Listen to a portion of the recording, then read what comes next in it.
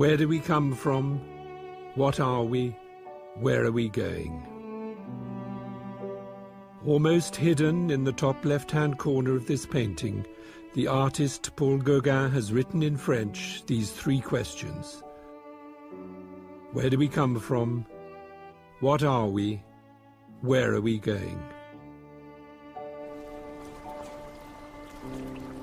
Like many other people, I have puzzled over the nature of human existence for a long time, and my work as a documentary filmmaker has given me opportunities to consider these great mysteries from many different angles. And I've found increasingly that some of the most helpful and challenging contributions to my quest have come from the work of the Austrian philosopher and educationalist Rudolf Steiner. This film is about Steiner's life and about the work that his ideas and insights have inspired in all areas of human life. Ideas that challenge us to ponder on the true nature of the human being. In Gauguin's words, what are we? Steiner would probably add, and what might we become?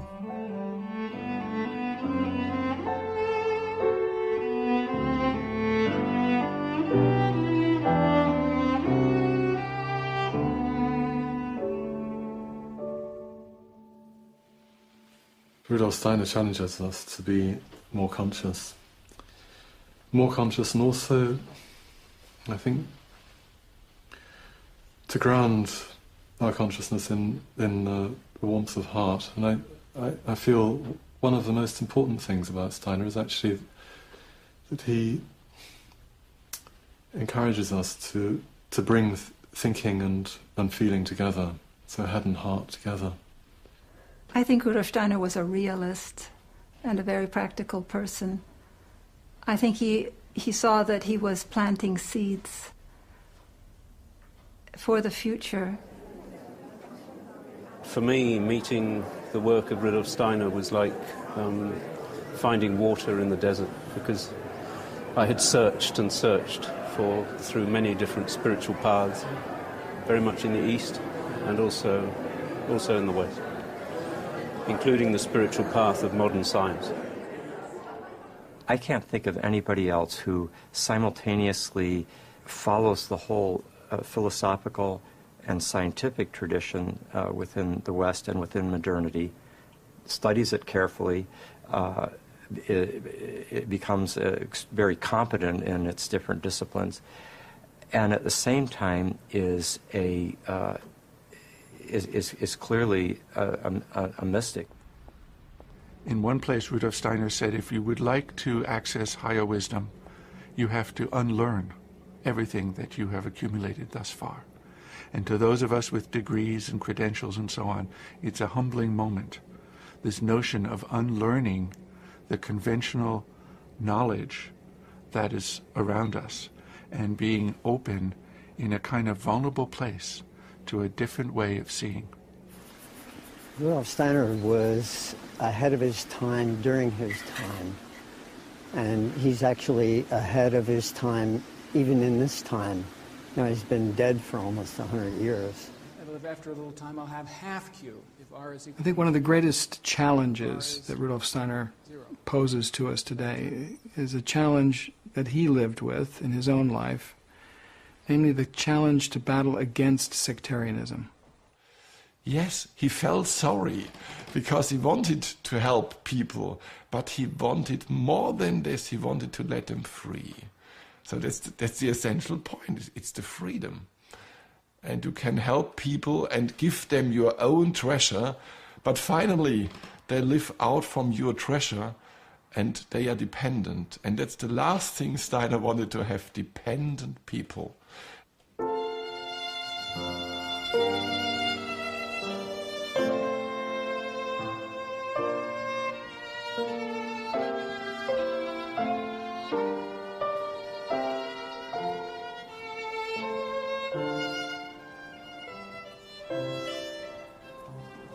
I think the challenge for me is to individualize what he has given.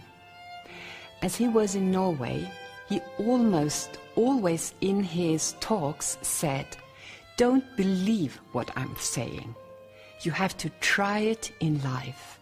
Try it in life. And for me, that's my inner direction. I have to try it out and not just take it for granted it is like this. And then life becomes so exciting. I think really Steiner is about love. But it's hard to get to that realization because of so many thoughts. So many thoughts. But when I think of him, I don't always think of the thoughts, though I'm impressed by them, of course. I think much more of this man, traveling on drafty trains in the middle of the night to go to the next city to meet with, 9 people who are trying to figure something out, or people just scratching at him constantly for help. So he was a servant.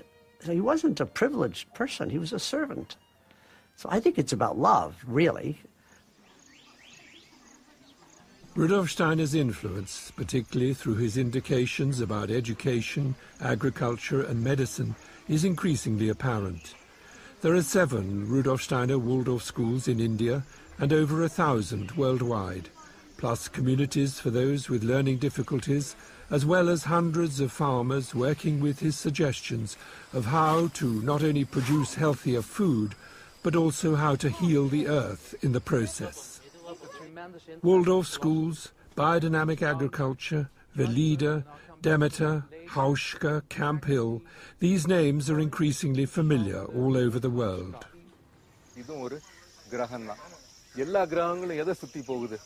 In South India, I visited a group of small-scale farmers learning about the influence not just of the sun and the moon on plant growth and health, but also of the planets, a reminder of what in many parts of the world is still not totally forgotten. Rudolf Steiner shared this knowledge, in part based on traditional wisdom, in a course of lectures to farmers in Central Europe in 1924, a year before he died. An awareness of the influence of the planetary constellations, and including when you sow what, is also central to biodynamic agriculture, a worldwide movement informed and inspired by that course of lectures, delivered at a time when farmers were already expressing concern about the effect that chemical fertilizers were having on the soil and on the health and quality of their produce.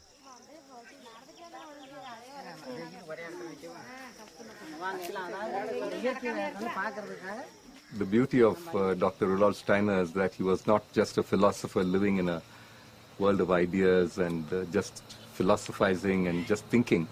He brought all these ideas to practical human activity, whether it's agriculture, education, medicine, architecture.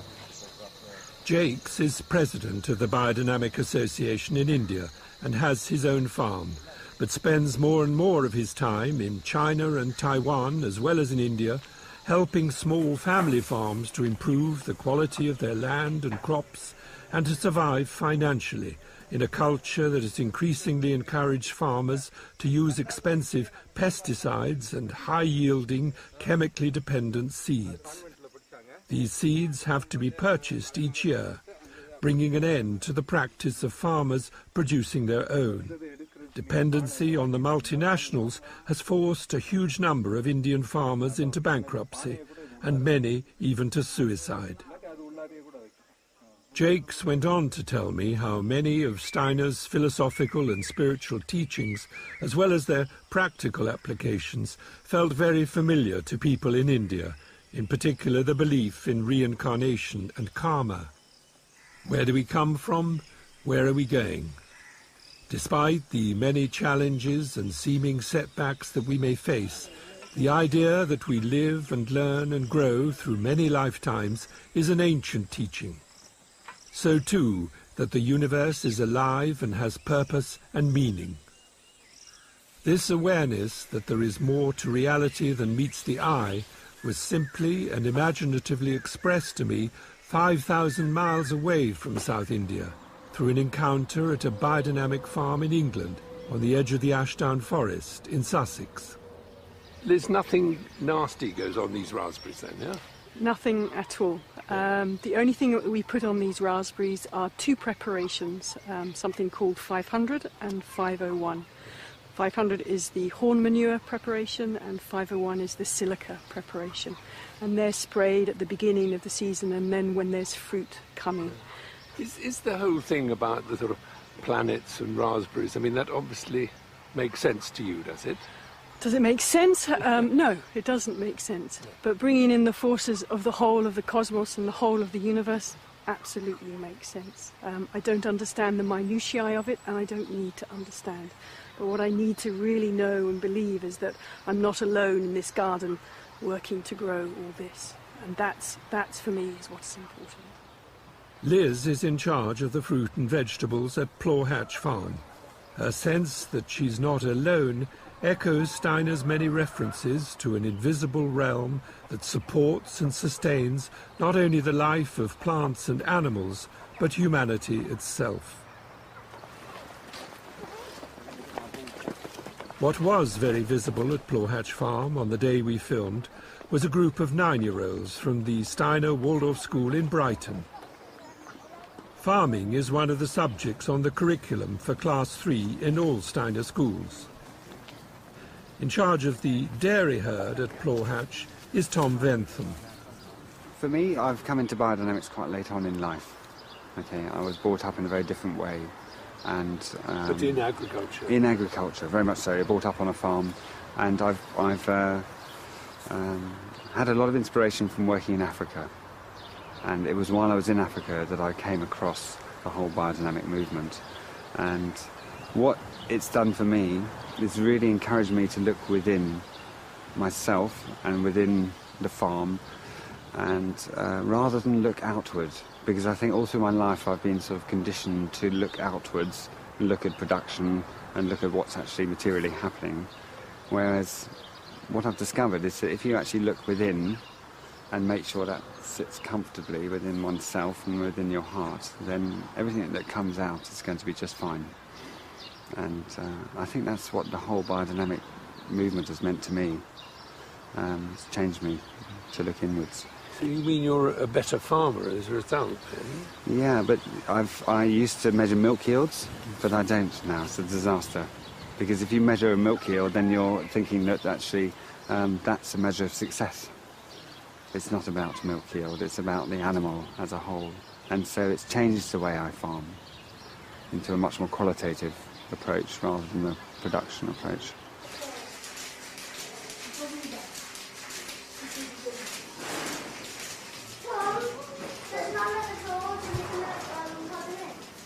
As with all biodynamic farms, Plawhatch is farmed organically, natural feed for the animals and no pesticides or artificial fertilizers on the land. And the emphasis is on diversity, not just cows, not just raspberries.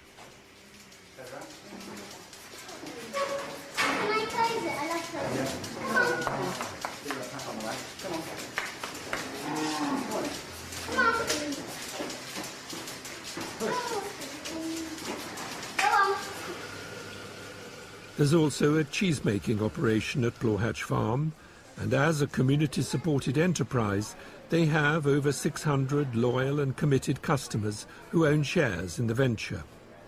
Plawhatch's milk and yoghurt are sold in their farm shop, along with Lizzie's fruit and vegetables. I asked one of the apprentices what she made of Steiner's ideas. They're hugely far out. And it's very difficult to actually read a book that's written by Steiner. Everybody I've met struggles with it.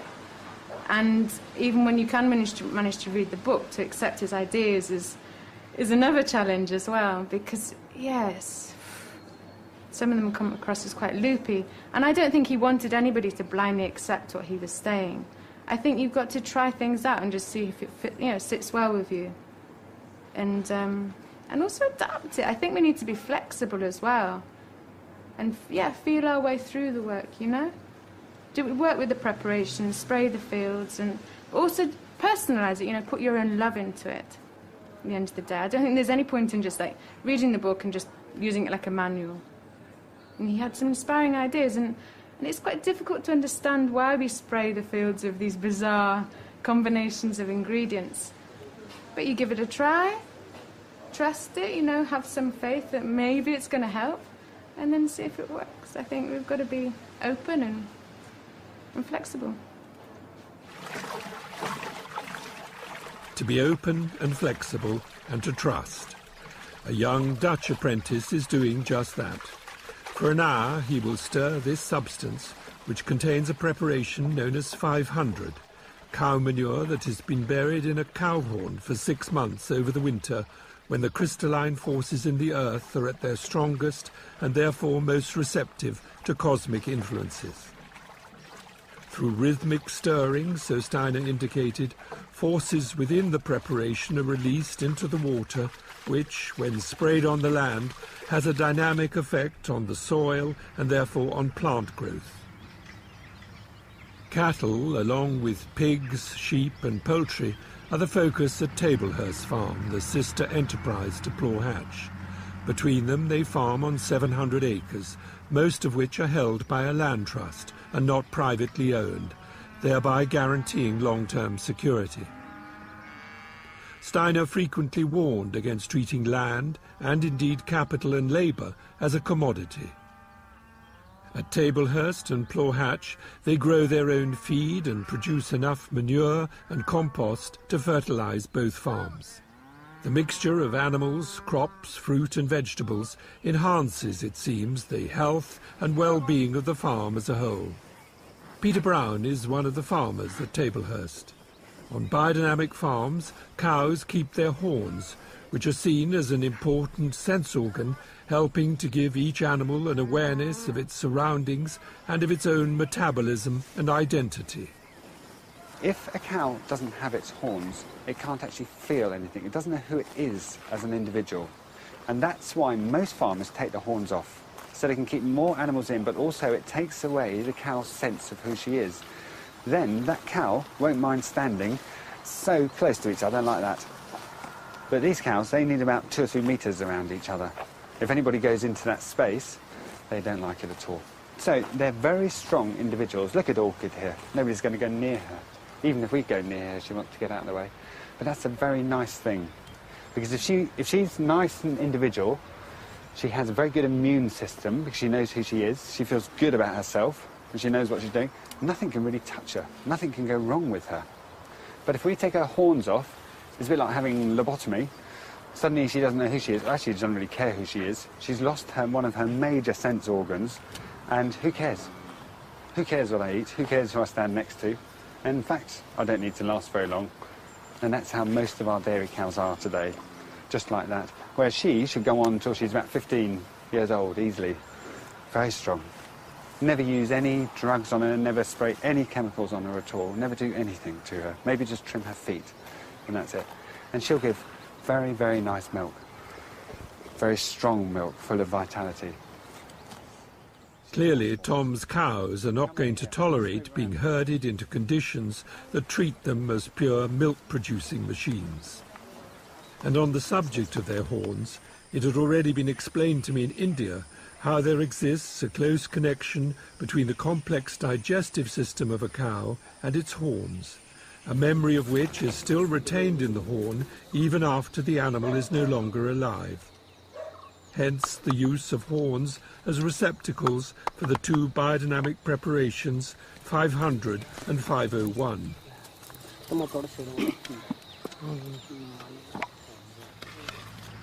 At Tablehurst Farm, the 500 preparation, known as horn manure, having been stirred rhythmically for an hour, is now sprayed on the ground in spring and will continue to be applied during the summer. In the meantime, below the ground and throughout the summer are buried another batch of horns containing powdered silica. This substance, the preparation known as 501 or horn silica, is likewise stirred and then sprayed over the growing crops to regulate their receptivity to light and thereby improve their health, quality and vitality. In a nearby field, chamomile flowers are being picked by Peter Brown and his team. Chamomile is one of 6 plants, each carrying a particular function that is specially prepared and then introduced into the compost heaps along with nettles, oak bark, yarrow, dandelion and valerian, to enhance and regulate the process of fermentation. Yeah, well, we're happy after these 3 months of drought, aren't we? Yeah.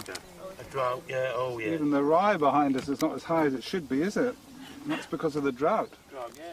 There are 12 people employed on Tablehurst Farm, plus 3 apprentices and 3 people with learning difficulties. I asked Peter Brown about the viability of biodynamic agriculture. We're doing quite a lot of processing of products and selling direct to the customer.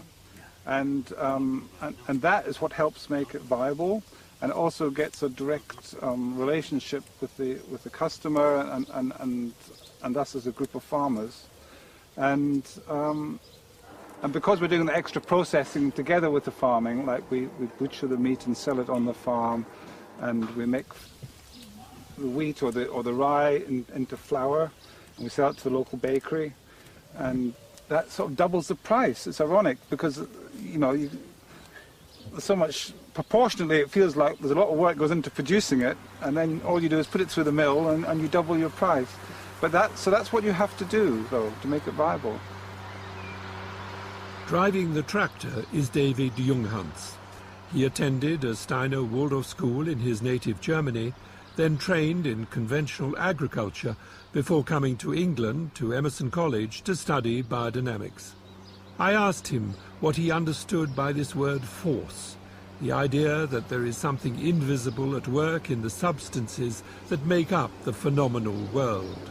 I think everyone has the experience of forces, hard forces, of love, for example, or of any kind of emotions. But they are not visible. It's only the physical carrier, actually, the human being, that makes it visible. And so it is in nature. Potassium is a carrier for a particular force, and so on and so on. So that's how I understand forces. Forces stand behind matter, and actually matter carries these forces into the physical world. During my visit to what was clearly a thriving and truly mixed farm enterprise, someone remarked that old MacDonald seems to have got it right.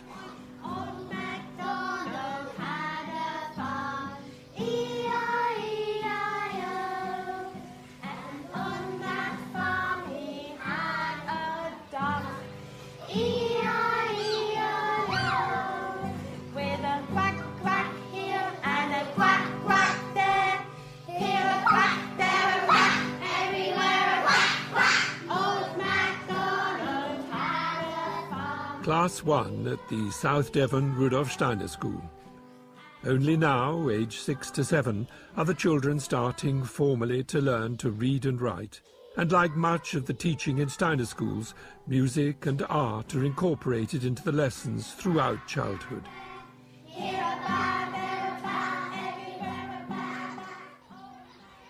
The South Devon School is one of 35 Steiner Waldorf schools in Britain. The first Waldorf school was founded by Steiner in 1919 at the request of Emil Molt, owner of the Waldorf cigarette factory in Stuttgart, who wanted an education for the children of his employees that prepared them for life in its fullest sense. And life in its fullest sense means educating hands and heart as well as head.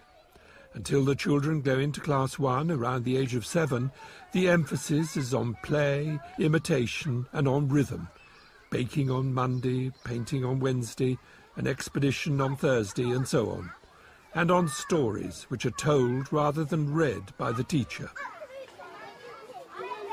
And Steiner's picture of child development is not only of children growing up and thereby learning the ways of the world, but also of children growing down, bringing into life their own unique biographies, as he saw it from many lifetimes.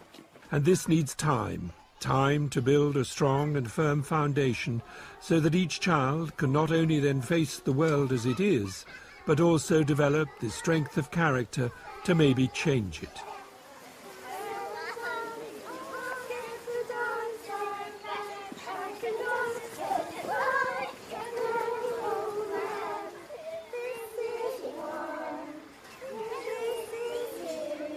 Songs and ring games are another important ingredient in the early years. Ideally, dexterity in their bodies will gradually translate into dexterity in how they think and create.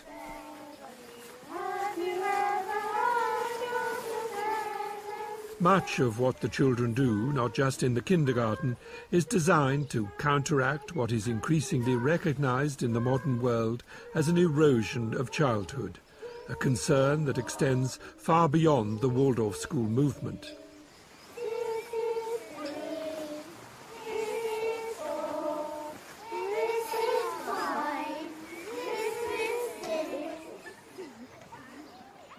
As at the Brighton Steiner School, these 9-year-olds are also not just studying farming, but actually doing it as part of what is called main lesson.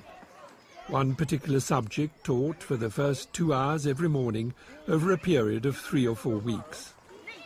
Around this age, most children start to take a new interest in the world around them, whilst also experiencing a certain separation from that world.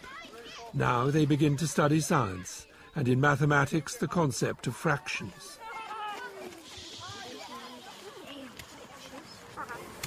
Still waiting for science. Now, who remembers which are those potatoes from the ones we planted? Are they early? Only early? Lily? First early, thank you. What else have we got here? Main crop. Main crop? Yeah, what else? Lily, me. Early the second. Phrase that differently? Second early. Thank you. Who can show me blight in this potato? Lily, show something to me.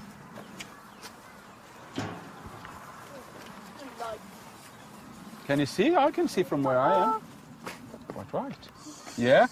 Every digger should have 2 other ones working together. So should be groups of 3. A digger and 2 collecting the potatoes. The plants should all be brought back here, please. Yeah, girls? That's perfect. No, that's fine. So 1 on this side. You are too many here. Well, they really seem to be enjoying themselves. I thought children weren't meant to like gardening. They like gardening very much because they can see the end result.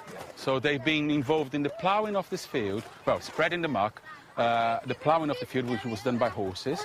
So they actually pulled the plough. So they had, what is that? When can we see the lamb? Soon. Yeah? Oh, that's a big one. How many? 7. Very gentle. 9. Whoa, wow, look at that. 14. 16. They respond very well to the activities we propose. It's the practical ones there. Yes, let's do it. And there's a real enthusiasm that comes from them. Where are you from? I'm from Brazil. Brazil. Okay, from Brazil, yeah. So there are Waldorf schools in Brazil too? There are Waldorf schools in Brazil. Yeah. But I wasn't connected to schools there. I was connected to the biodynamic impulse, but not to schools. Yeah, you're doing both. That's right, yeah, sort of bringing them together, really. Yeah.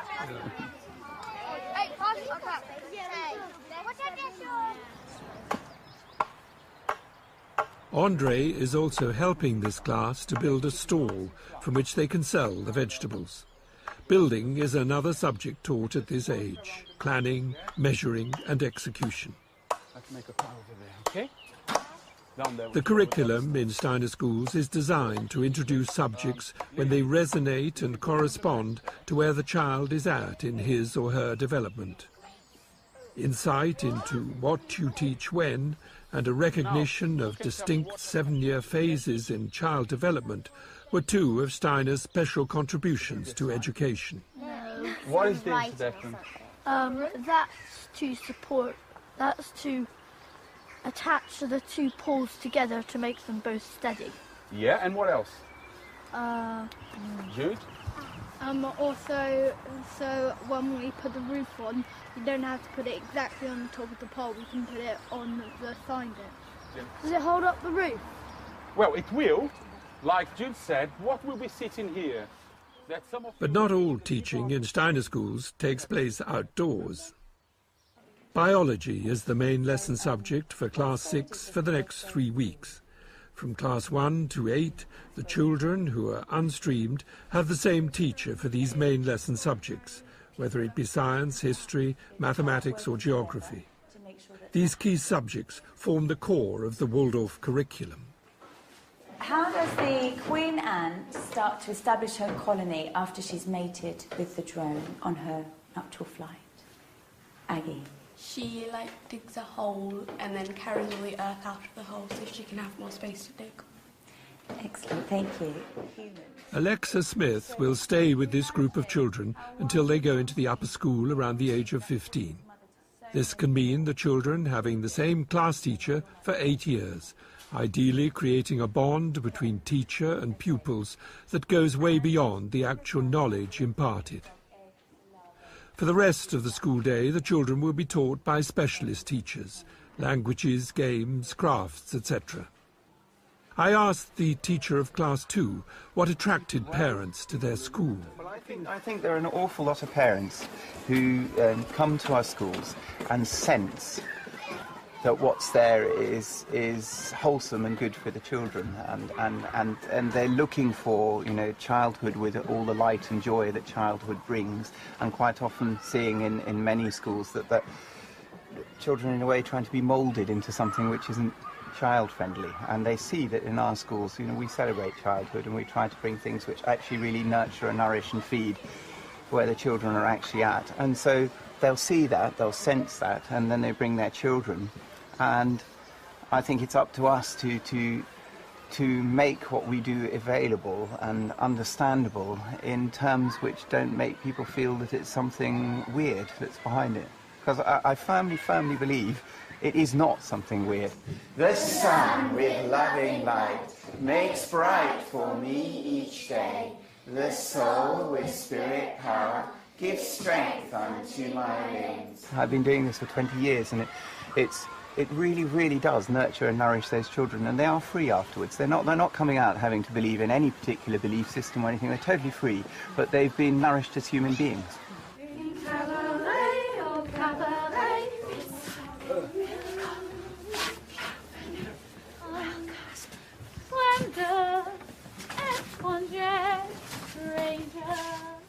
Ian Powell teaches art and the history of art as well as drama to the upper school. Although there tend to be no internal exams in Steiner Waldorf schools, the pupils do take state examinations. I asked Ian about the word results, a label that is increasingly associated with a school's performance and success. For me, there's no such thing. One of the frustrations, if you think about that as a frustration, is that I will never see the results of my work until they come back to me when they're at least over 35 or 42. And that's from a strong belief that they are continually growing. To think that a young person is only a summation of the results of, if it's GCSEs or A-levels or even a degree, if that's all that the person is, that really is a very slight on the individual, because we all know that, in fact, you're still developing. So I'm really well aware that anything I do here, if it's an examinable, is purely to allow them to go on to the next phase of study. It has nothing to do with the result. No, again, time. Victor! How'd you come? Bobby! Oh. I then asked Ian how he related, as a teacher, to what Steiner said and wrote about karma and reincarnation. I think subliminally, as a teacher, when you've been working long enough, I think what starts to happen is you realise there's more to this young person than just the face value that you're seeing or the what can become. There's something that they're bringing with them. Yes, there's hereditary, that's true too. There's the family, there's their society, but there's something else, and you become aware of the something else very often. One doesn't look at it or dwell on it or try to research it because it's not within our remit to do so, but you're certainly aware that there's another tool, there's another something there that's happening that needs resolution or needs to be resolved, or that you allow the young person to perceive through doing the activities that we do. They don't see it as karma, of course, but maybe when they're 35, 42, something might happen in their lives that they think, I was dealing with something that I had to work out at that age, even though I didn't know it. The school's doctor is James Dyson. In addition to his orthodox medical qualifications, he has made an in-depth study of Steiner's medically related lectures and writings, and of the considerable research that these insights have inspired into a greater understanding of the human being. In Gauguin's words, what are we? I asked James how these other perspectives informed his work as a doctor. Well, that's a big question, isn't it? Well, just looking out of the window just now, what I was particularly interested in was observing movement, how children move. And I think that's as good a place to start as any, because movement speaks the language, not just in the ordinary neurological sense, but movement and gesture speak the language of the soul, they speak the language of development. They show us how a child is relating to the environment, for instance. And nowadays, particularly, harmonious movement is often the exception rather than the rule. And why is this happening? I think that young children nowadays are subject to a far higher level of sensory stimulation than they were in the past, from a much earlier age. Be it in the form of IT and screens, or in other ways too. And at the same time, children are deprived of the kind of traditional possibilities of movement through which, your average child was exposed 30, 40, 50 years ago. Waldorf schools are almost unique in not introducing computers until the upper school, and then only gradually. Many parents and educationalists these days share their view that early childhood should be less focused on information technology and generally less pressured. The key theme of what Steiner brought as a picture for child development, namely that up until neurological maturity has reached a certain level, in the 6th, 7th year of life, you should not tax the nervous system cognitively, but you should work very much with the faculty of imitation and creative play and stimulate that. And for what reason? Why shouldn't you tax the brain? I mean, that's what you're talking about, isn't it? I think the simplest way of putting it is that if you're still laying the tracks for the tram line, you don't drive the tram along.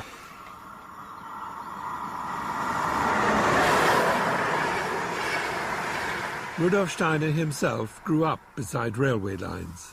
His father was a station master, and the exciting new world of trains was ever present.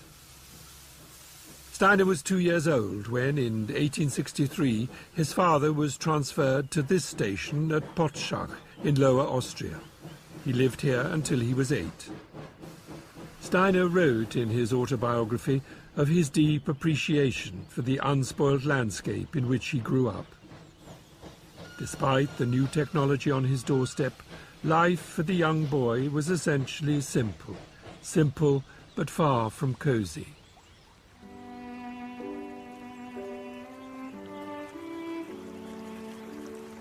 Here, Steiner lived not only in the two worlds of trains and nature, both of which he loved, but also in an inner world of spiritual experiences that were as real to him as the physical world around him. Already around the age of 7, he had a vivid experience of a relative who had just committed suicide and who asked him for help. But it was to be almost 40 years before he could speak openly about such matters. What is the true nature of reality? Where do we come from? What are we? Where are we going? These were questions that were to occupy Rudolf Steiner for the rest of his life. In 1868, the family moved nearer to Vienna, to the village of Neudorf. By now, Steiner had a younger brother and sister. Though less remote than Potschach, his home was still, in Steiner's words, austere but healthy. He served as an altar boy at the local Catholic church, helped grow vegetables for the family, but the essence of his journey through childhood and youth, that long walk to school, was the story of a very bright but essentially lonely child, nudged by his father to study science and technology to qualify as an engineer on the railways, who was nevertheless thinking deeply about what he called the enigmas of existence, and already at the age of 14 studying the German philosopher Immanuel Kant. In 1879, at the age of 18, he passed his school leaving examination with distinction. For 3 years he'd given private tuition to fellow pupils in order, he wrote, to contribute at least a little of what my parents had to pay out of their meagre income for my schooling. And having attended a technical rather than a grammar school, he had had to teach himself Latin and Greek. From the Austrian countryside in which Steiner had grown up, as the son of a humble railway official, the move to Vienna was a huge step. Capital of the vast Habsburg Empire, it was a cosmopolitan city buzzing with life, creativity and philosophical debate. A cultural flowering on a massive scale. In the autumn of that same year, Steiner enrolled at the Technical University to study biology, chemistry, physics and mathematics. But already his interests were as much in German philosophy and literature as in science. Very soon his social life began to flourish. The famous Café Grünsteidl, which for a time he gave as his address, is now more a tourist attraction than a hive of philosophical debate. But round the corner at this nearby coffee house, it is easier to imagine the atmosphere of that era and the extraordinary variety of people with whom the young Steiner was mixing.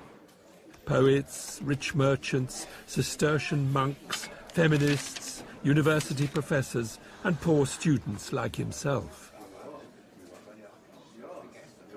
I asked 2 young customers, both of whom knew something about Steiner's life and legacy, whether the sort of discussions that Steiner and others had in coffee houses like this one were a thing of the past. Those dialogues, really to sit hours and hours, yeah, and to develop an idea. I think you can't find that in that way anymore. Do you think that's sad? In a way, yes, because I'm old-fashioned. But I'm quite open to new ways of dialogues. Yeah. And I think especially the communication through the net is an enormous chance, yeah. Opportunity, yeah. Opportunity, yeah. So you're optimistic about the future in that sense, are you? I'm very optimistic, yeah. Yeah. And to me, the idea, it's always a question: how would Steiner act in those days? Yeah. Would he use the internet or not? I think he would. Yes, definitely.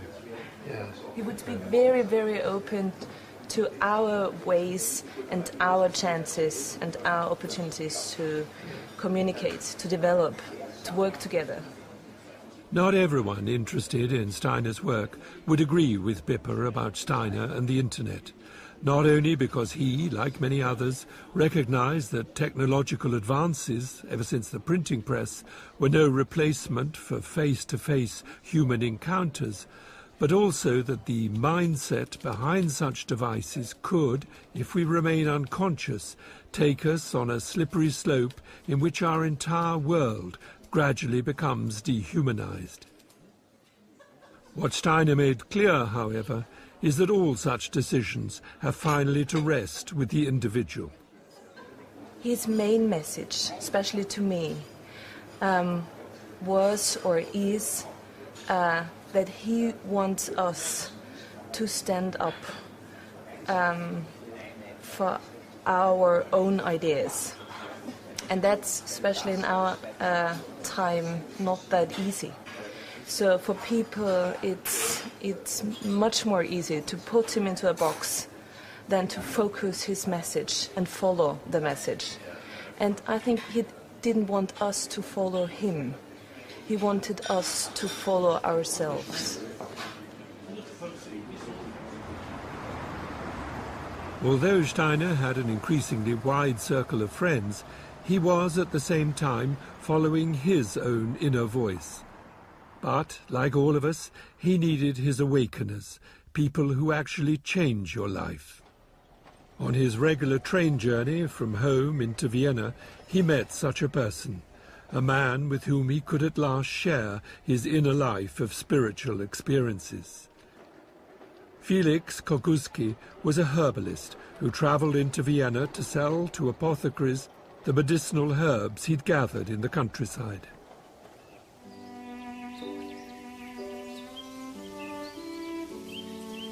On his back, wrote Steiner in his autobiography, were his bundles of herbs, but in his heart was the knowledge of the spiritual aspects of nature that had come to him through gathering them. Through Felix, Steiner learned that there existed a vast store of traditional wisdom that was soon to disappear completely from the folk culture of Central Europe. In his company, Steiner felt in touch with what he called a soul from ancient times, someone with the intuitive knowledge that he himself had experienced since childhood, and which he was already trying to understand and above all to anchor in the world of modern-day consciousness. But there was another ingredient that Steiner was to increasingly emphasize. For every step that we take in our search for this deeper wisdom, we need to take 3 steps in our moral development. A person should not be on this journey, he wrote some 25 years later, to accumulate learning as one's own treasure of knowledge, but in order to place this learning in the service of the world. Meanwhile, the young Steiner was to experience another great awakener, a man who was also to profoundly influence the course of his life. Among the great personalities of the German-speaking world, both past and present, he became inspired by the work of the literary giant Johann Wolfgang von Goethe, who had died some 50 years earlier. Not Goethe just as poet and novelist, but Goethe as scientist, particularly his work in anatomy, optics, and botany. Later, Steiner was to call him the Copernicus and the Kepler of the organic world. Goethe was a huge influence on Steiner, and Steiner felt that he discovered a kindred spirit in Goethe, because he was approaching the natural world with an open heart, and not as an object to be studied and measured and quantified, but rather as a world that was still imbued with something sacred. I think Goethe was very aware of the sacredness of nature, and that's why he wanted to approach it in a different way, with empathy, rather than with objectifying consciousness. But he still thought of himself as a scientist, didn't he, Goethe? He certainly did, because he was interested in knowledge, and in a type of knowledge that was a direct knowing, really a perceiving, to actually see into the spiritual workings of nature. So he was focused much more on the world of qualities than of quantities, and much more on what could be perceived by each person as a human being, unaided by any scientific instruments. So for him, scientific instruments tended to get in the way of really seeing what was living in nature. That's why he's so much at odds with the approach of mainstream science. Jeremy Nadler is a writer with a doctorate in theology and religious studies who makes his living as a gardener in Oxford. For Goethe, the human being is the most exact instrument. If you can develop that instrument into an organ of deep perception, then of course you'll see more and more in nature, and that's what Steiner was able to do. He developed himself as a spiritual instrument, I suppose.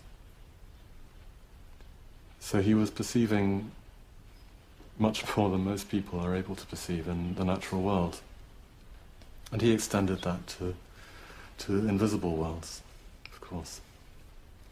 And was pointing to the fact that we all have this potential then. Absolutely. Yeah. It's not so easy to develop it, though. Yeah.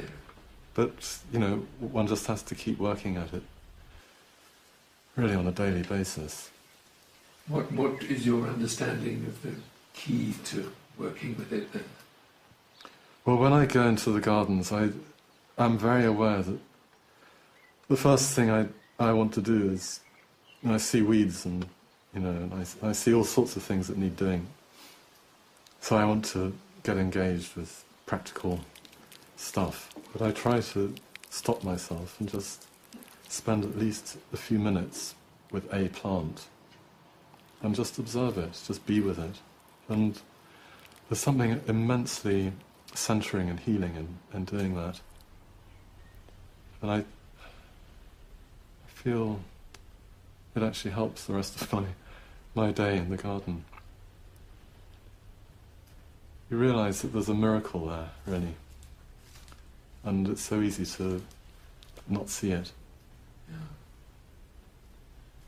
But that would be true perhaps of life altogether.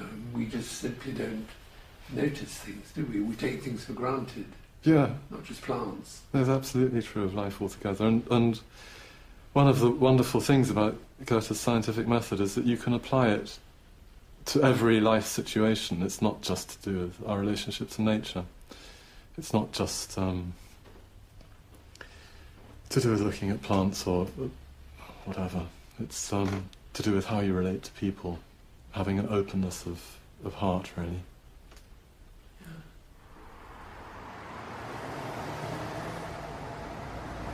Goethe does provide a kind of transition, a foundation for a transition between, I might say, conventional day consciousness and what Steiner calls ultimately his spiritual science. That is to say, a way of engaging the world of spirit, the world of our own inner experiences, with as much surety and clarity as we do the outer world. I'm going to remind you of what we saw at the very beginning of our class. Remember, there was a little Wimshurst machine here that allows us to do something very similar, slightly different geometry, but basically a Arthur Zanes is an American professor of physics at the University of Massachusetts, Amherst. Alongside his interest in Steiner, and through his connection with the work of the Dalai Lama, he is a pioneer in bringing the practice of meditation into academic circles. I asked Arthur to explain the young Steiner's interest in the philosopher Immanuel Kant, and in particular Steiner's rejection of Kant's hugely influential utterances on the limits to knowledge. The limits, the so-called limits to knowledge, are really the limits of a horizon. You know, if you stand on a mountaintop, you see further than if you're down in the valley. Well, but you got to get to the mountaintop, right? So yes, you could say there are limits to knowledge if you're in a particular location, but there's nothing to keep you from developing yourself to a higher extent. It's like climbing the mountain and seeing further. There'll still be an horizon, so you'll still experience a limit, but the limit is a subjective limit, not an objective statement about the way the world is organized. So yes, you could say Steiner recognized that there are, in the moment, certain limits to knowledge, but that these are not part of our human nature. Human nature is, in some ways, inexhaustible. Everything that can be known by the human being. We are, in that sense, in the image of God. We're filled with the potential for the most profound and extraordinary way of knowing. From Steiner's point of view, a human being stands in the world and the world's impressions come through the senses, green, movement, light, warmth, hardness, all that sort of stuff.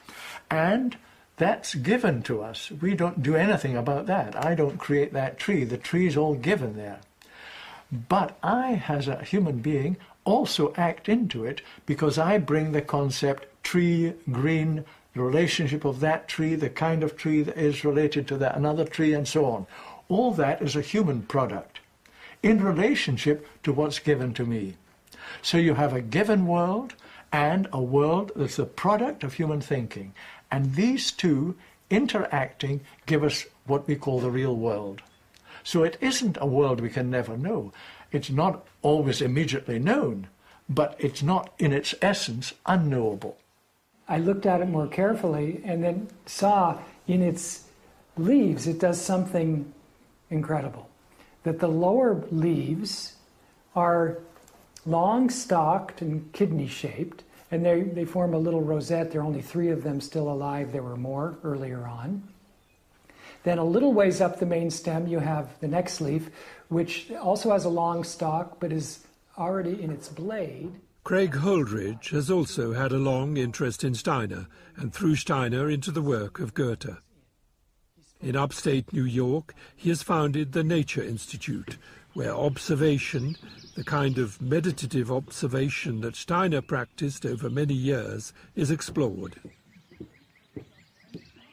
We founded the Nature Institute with the intention of having a place that can cultivate a particular way of knowing that can bring us back more in relationship with nature and the things themselves. And now that sounds, very harmless and simple and maybe not even that important, but if you think about how strongly our culture and our minds are captivated with certain kind of abstract ideas, and we notice that people come to us with many, many abstractions in their minds about what hormones do, about what the brain does, about how natural selection has made us this way or that way. And we have all these explanations of the world, but do we see the world? Do we experience the world anymore? And of course, with our technologically dominated culture, this becomes more and more an issue. Goethe said something like, if we want to gain a living understanding of nature, we must make ourselves as mobile and flexible as nature herself. So science as transformation of the human being to understand the living character of the world. That's the mission of the Nature Institute. When Steiner came across Goethe's work when he was still a student at the university in Vienna, what he found in Goethe, what stimulated him in Goethe, was that here was a man who really immersed himself in the phenomenal world, didn't have lots of abstract concepts, and thereby opened himself to seeing relationships that spoke of more than the mere physical. It is just unfortunate today that we are so much in a dualistic culture, matter and mind, soul, or body and spirit, if we even think about the one half, right? But if we do think about the spiritual or the soul or whatever, then it's always in contrast to the body or this. But to see a unified world, and that was really Steiner in his epistemology based on Goethe, was all about the one world that we live in. It is one world, and we are part of one world. And there aren't 2 or 3 or 50. There might be nuances and different levels, or whatever you want to call them, different aspects that one can gain access to, but it is one manifoldly differentiated world. In this approach to understanding the world, you really do have to slow down. I mean, and that part of our challenge today is our rushed world, right? We rush from one thing to the next, and thereby we can't really take anything in and meet it in any depth. And so just to sit down and perceive and take the time to look at a plant, or look at one leaf of one plant for 5 minutes, takes a lot today. and to take it in and say, what do you have to show me? And then the work continues. But you've slowed down and you've gone out and taken the time to take in something that the world has to offer you. And it gives it a moment of quiet and a moment where you can really enter into a conversation with the world. So I've, sometimes thought about, this methodology or this aspect of the methodology, that it would be interesting to speak of, like one speaks of slow food today and slow money, to speak of slow science. We need to slow down so that we can really dwell in the things as a basis of a more, as the basis of a deeper understanding of the world. Towards each other too, then. Yes. I mean, in all respects. I speak mainly about, when I'm speaking about nature, I'm also speaking about my fellow human beings, right? In all our relationships, this, taking the time. One set of relationships that Steiner had while still studying in Vienna, and which was to have far-reaching consequences, took place in this building, the home of the Specht family. Steiner tutored the 4 boys during his last 6 years in Vienna, while at the same time studying and writing on Goethe. Of particular concern to his parents was Otto, 10 years old when Steiner first met him, and considered by everyone as both physically and mentally abnormal and therefore uneducable. With Steiner's help, Otto's condition gradually improved, and eventually he became a doctor.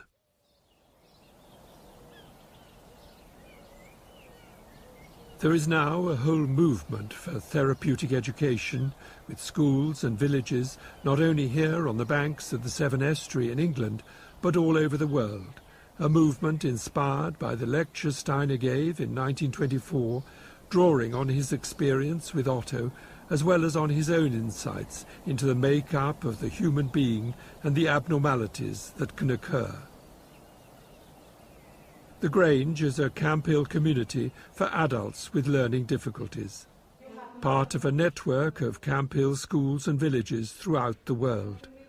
Over the years, I've made a number of films about Camp Hill, and I've always been deeply touched by the atmosphere of warmth, tolerance and wisdom. Some of the buses are taken off. Then how are we going to get there? Shanks's pony or even a minibus. That's all I have to say.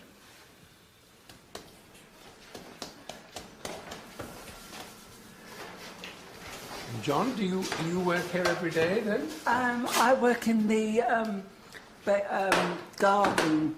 I work in the garden. Do you? Yeah, I'm working in the pottery as well. Oh, so you've got a lot of jobs. Yeah. Which one do you like best? Pottery. Pottery. Yeah. You meant to say the bakery. Yes, I'm a bakery. It's better. Sorry. Sorry, Greg.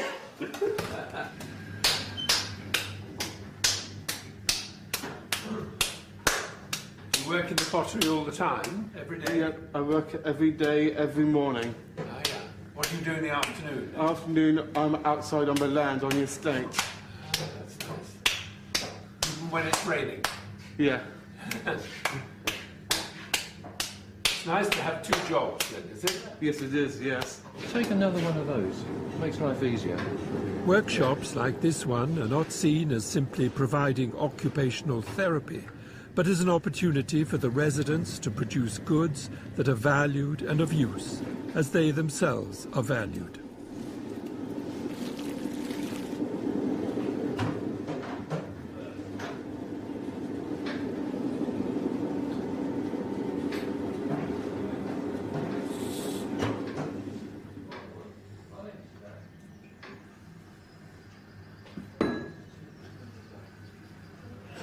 It's finished? Yep. The way I have to do is to put this plate into the woman cupboard over there. I'll show you.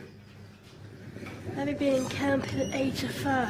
So you've been in Camp Hill since you were 5 years old? How old are you now? 23. 23, yeah. I am the youngest in my family. You're the youngest? Yeah, I have a big sister as well. Big sister? Yeah, two big sisters.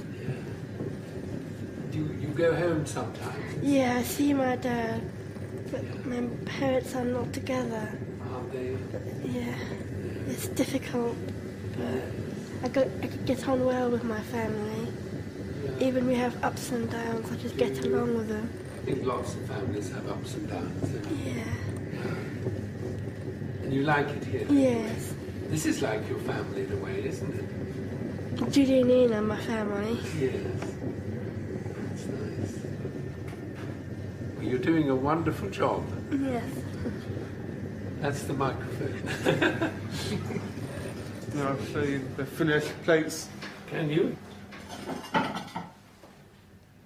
So that's the finished plate, yeah. Yes, it is, yes. Yeah. Must be very satisfying to do it. Yes, it is. Enjoy it. Yeah, I love it. Yeah. I love working in pottery. Yeah. Camp Hill was founded by Karl Koenig in 1939, along with a group of fellow refugees from Nazi-occupied Austria. Their angel led them to Scotland, where, inspired by the work of Rudolf Steiner, they created a worldwide movement for the care of children and adults who were, in the language of the time, in need of special care. You might need to spray between the saw. You might need to spray between the saw. I'll get you the spray. Hang up another swallow, are you? Yes. This is my washing line. Michael calls it my washing line. They all made a joke out of it, but I don't mind. You know a bit about Steiner? Just a little bit. He's comes from Vienna, doesn't he? Well, in Austria, yes. Austria. Yes. And he started a lot of Camp Hills. Well, he inspired the He whole inspired. campus. Yes. Inspired, that's the word I want. Yes, yeah. And also Karl Koenig with his friend, well, not his friend, but one of the people. Yeah. Koenig was interested in Steiner's ideas, Yeah. that's right. Yeah. And he wanted to follow the impulse. That's right. Or at least try. He's trying, yes. Giving and receiving. Giving and receiving. And a big rainbow. And away back to ourselves. To see the deep blue sea. What Judy Bailey is trying to do, through a therapy that Steiner developed called eurythmy, is to heal through movement, often very simple movements. How is that helping, Judy? Can you say? Well, the breathing is where everything starts with the human being, isn't it? We're too excited or we're too sad. Everything is to do with breathing. Breathing out, breathing in. You know that laughing is all breathing out. Crying is all breathing in. Isn't it? So start always with the middle, with the breathing. In the water and out. In the water and out of the water. So the air coming in and the air coming out influences our well-being. So if you have too much tension, you're breathing very shallow breath and very tight, and you're making yourself ill. Or if you're too loose, your members are too loose, then you are also getting ill. So the breathing is very central for well-being. So we do a lot with breathing, but we don't talk about breathing because we do it through the movement, yeah? So we might even do this exercise now, walking, which we do sometimes, don't we? So a step down, step up, step to the right, step to the left. We'll go back in a minute. Step to the right, up, down, and rest. Is it difficult to do, Tilly? A little bit. It's a bit embarrassing. A bit embarrassing, yes. But you can practice. Yeah. But it makes you feel better. Yeah. Yes.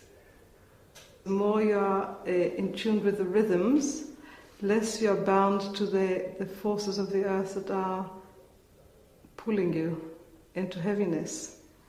Without the heaviness, we wouldn't be on the earth. We would be floating, wouldn't we? Yeah. But the earth is pulling us, but we don't want to be a machine. So if we would just be bound to earth, yeah. Yes. So to overcome that, we are doing rhythms. To overcome that heaviness, we do rhythms. Yeah. Yeah. And the rhythms connect us to the rhythms of the universe. And people like Jade are very perceptive. They take in quite the whole thing. That's why it's so wonderful, because they're not bound to the earth like some of us. That's how I see it anyway. Yeah. So she teaches you. She teaches me. Yeah. Yeah. This is the truth of the matter. Yes. And Judy teaches you. Yeah. It's a mutual fun. Yeah?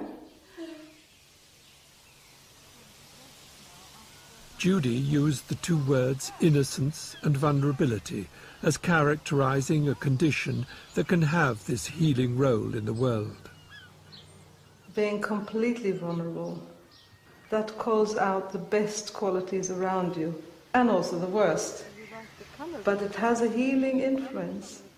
And anybody you will ask here that comes in here and meets people here feels they have been healed by meeting people like Jade. Later, Judy told me about the importance she attaches to working with prayer and meditation along the lines that Steiner suggested. I definitely know that there is something spiritual in me, and that if I draw on it, I can be more helpful to the residents in my house.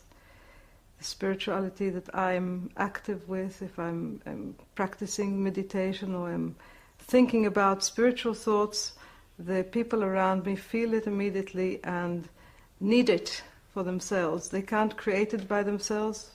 Some even learn to create it, but mainly that's my main tool to be a house coordinator, is my spiritual activity. All the rest, I mean, knowing how to cook is very good, but the ability to live on a different sphere than the physicality is very important. They also know that even if they fail, they have something in them that is eternal and very complete, that I recognize, and it's very important for them. What do you understand by the word spirituality then? The part of you that wants everything to be good and beautiful and true is what I understand. That all of us have that call, that all of us actually have, and desperately try to see it in others and desperately want others to recognize in ourselves. Yeah. Very simple, it's very down to earth, it's not up in the air. Yeah. And I know that I meet an awful lot of people who are active in that way in the world. Everyone at the Grange lives in family-sized households, and the land is worked biodynamically. In charge of the gardens is Tony Carlton. You weed and ridge at the same time. All right. But only part ridge, not fully ridge. Okay. Okay, so it's just a bit, because each time that you do it, it sort of accumulates. That way we beat the weed much better.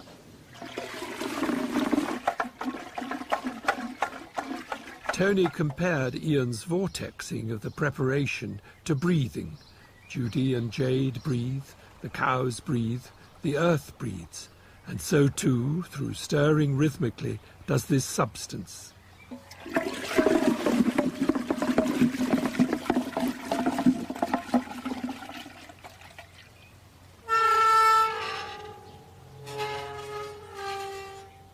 Tony Carlton's armillary sphere is his equivalent of those planets on sticks laid out on an Indian farm. Shortest daylight hours. a clear, if squeaky way to observe how the sun moves throughout the year in relation to the 12 signs of the zodiac. This sun line, as it goes through each constellation, has a different quality. So where the sun is at any particular time through the year, let's go to Easter, where we've already gone from Capricorn, Aquarius, and we've come to the fishes, we've come to Pisces. If we can imagine that that accumulation of energy is happening from Christmas time to Easter, we start entering spring. Now, in the conventional farming, you will find that all the farmers will actually sow their maize for their silage and this, that and the other when the sun is in Aries. Now they don't know it's in Aries, but Aries is a warmth sign, and it's an accumulation of energy that has made itself available from inside the earth, increased by the added daylight hours, and Aries brings warmth, which is when the farmers sow their maize.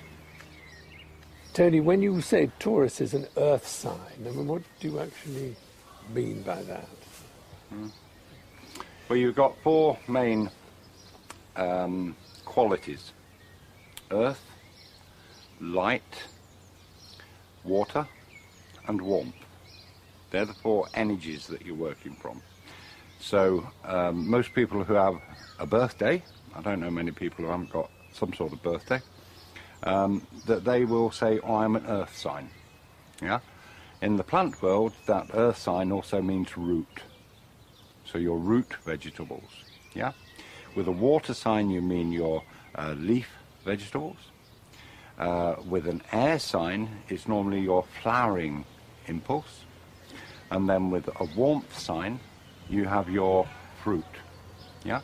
So the four earth, water, fire, and air are broken down to root, leaf, flower, and fruit. So I need to remember what a plant is. So a lettuce is very happy with Pisces, but a bean is not, because a bean would be much happier with Aries, because if I sow it in Pisces, it's just going to sit there and wait and wait. And then once it goes to Aries, you realise that actually it will start doing something. While Tony sprayed his newly stirred magic on the garden, I asked one of his apprentices what he made of all this, and what he understood by our title, The Challenge of Rudolf Steiner. One thing that is very much how people do things today is that, like, people don't really want to spend time with something unless they already know that it's right. Like, I think there's something in The Lord of the Rings where he describes hobbits, and he says hobbits only have books that tell you about things they already know. That's very much true about, I think that's very much true about the way people today relate to truth. Like, they don't, like, I don't know, left punky people, they read like the books written by left punky people because they know there's only things in them that they anyway agree on. And I think when you try to read Rudolf Steiner, usually what I find you will find that you need to open yourself to something that you do not yet know, or like you need to make an effort without knowing for sure. Like, it takes trust. I think that's the challenge. Rudolf Steiner's own next challenge was the editing of Goethe's scientific papers, as well as writing his key book, The Philosophy of Freedom. In 1891, at the age of 30, he was awarded a doctorate of philosophy from the University of Rostock. A year earlier, he'd moved to Weimar. It was to be a lonely 7 years, working within the formality of the Goethe-Schiller archives and with no one with whom he could discuss his increasingly rich inner life of spiritual experiences. Meanwhile, his philosophical writings and insights remained largely unrecognized. I discovered Steiner when I was in my early 20s, and I was at Oxford in a at the university in a highly intellectualized environment, which I hated, and Studying philosophy, well, PPE, which includes philosophy. Philosophy was the thing that I was really interested in, keen on, and it was just agony for me. I hated it. It was Bertrand Russell and David Hume and every manner of reductionist thinker that you could imagine. And there was no real philosophy. And then I came across Steiner's work, and it was a godsend to me, because there was someone talking about thinking, but in a completely different way from the abstract, intellectualized thinking that's practiced in the universities. So for me, it was like, here is a new direction that I can go in. And the atmosphere in the 70s, the early 70s, when I was at university and struggling to find my way, was actually very anti-intellectual amongst those people who were seeking a spiritual path. So I was caught, in a way, between the arid intellectualism of Oxford and this rejection of intellectualism altogether in order to find a spiritual way. And Steiner was very significant for me at that moment in time, because he presented this alternative view of what thinking could be. So, can you describe what that view is then? I mean, what was this alternative? Well, one of Steiner's key books is The Philosophy of Spiritual Activity, or The Philosophy of Freedom, has those two different titles. And in that book he describes how thinking as an activity can be intensified so that it becomes a kind of dialogue with the world of spirit. And that seemed to me to be a path that I could follow. But when you say world of spirit, I mean, you know, that can sound pretty weird to some people. Are you talking about talking to spiritual beings, or what do you mean by the world of spirit? Well, yes, I do.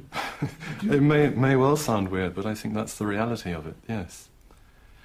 But of course, one's actually in a kind of inner dialogue with a world of thoughts, but the question is, what is the source of our thinking? Where do our thoughts come from? That's a living question, which I think anyone who's engaged with that question of what thinking really is obliged to ask. I mean, most people would probably say that our thoughts come from our brain. Most people probably would say that, yes. Well, I don't think that's actually correct. And even to the extent, of course, thinking is dependent on our having a brain. So if you cut my head off, I wouldn't be able to think. But it doesn't mean that the source of thinking is material.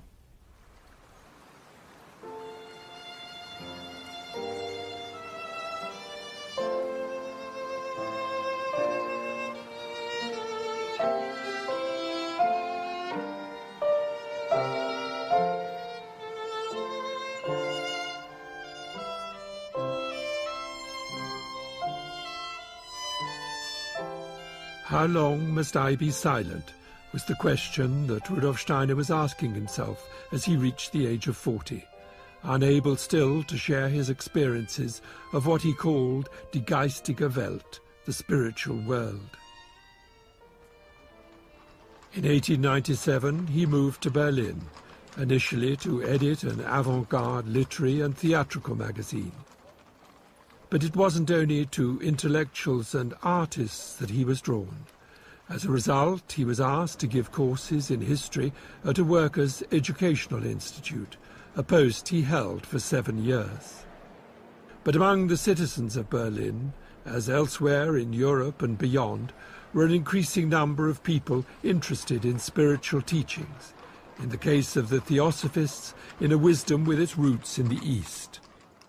Here at last was an audience eager to listen to someone not just speaking out of the past, but out of his own inner vision. By 1907, Steiner had a considerable following, but still largely members of the Theosophical Society, and many wanting a guru figure. It was a role that he tried to resist for the rest of his life. Eventually, Steiner parted ways with the Theosophists and their leader, Annie Besant, in part prompted by their conviction that the young Indian boy, Krishnamurti, was a reincarnation of Christ, an identity that Krishnamurti himself later rejected.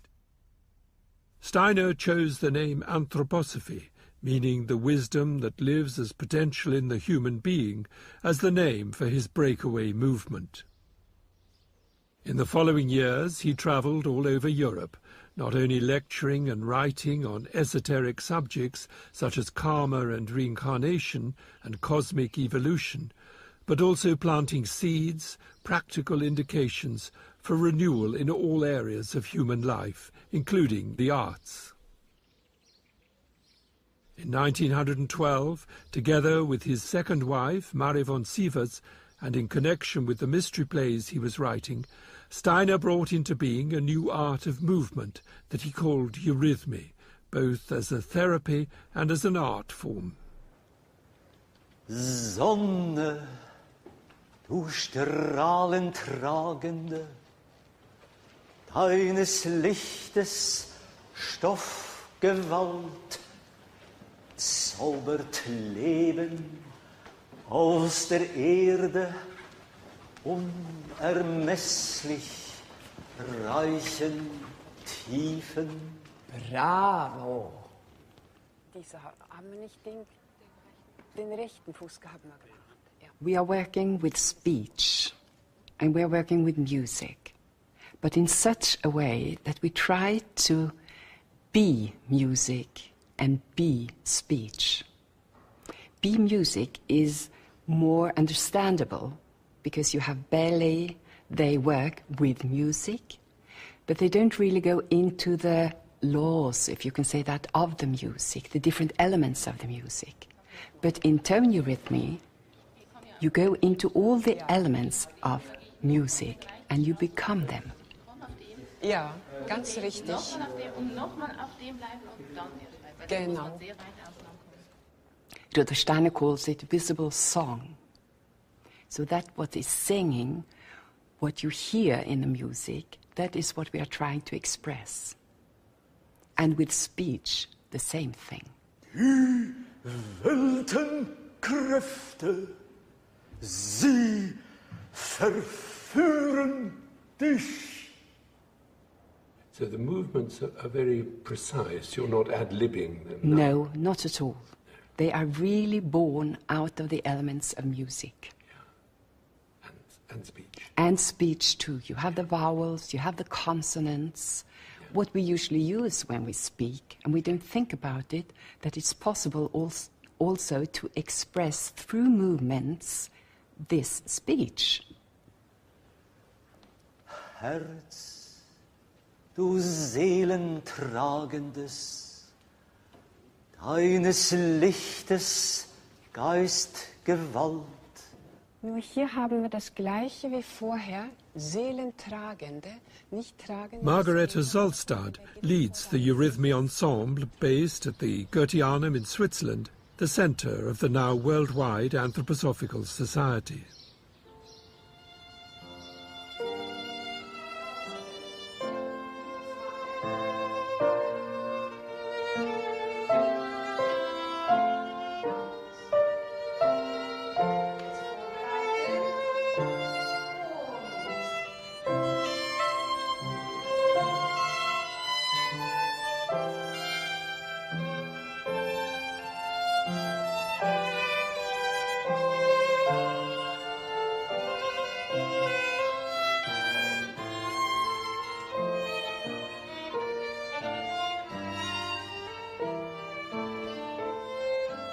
Eurythmy may not on its own save the world, and the shape of the Goetheanum may not be to everyone's taste.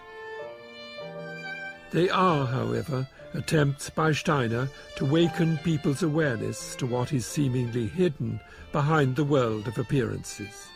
Eurythmy explores this other dimension in both music and speech. And for Steiner, it was not a case of spirit or matter, heaven or earth, but rather spirit and matter. There is only one world, but it is infinitely more complex and many-layered than a purely materialistic mindset is willing to acknowledge.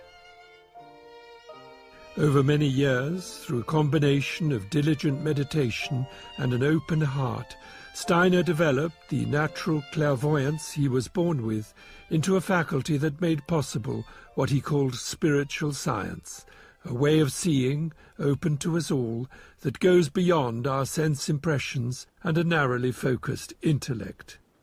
To help awaken the spiritual in the human being to the spiritual in the universe is how he once described his task. In other words, the human being is, potentially, as the ancients taught, a microcosm of the macrocosm. Steiner was no longer silent, no longer alone, but he paid the price. He had stuck his head above the parapet and was shot at from many directions.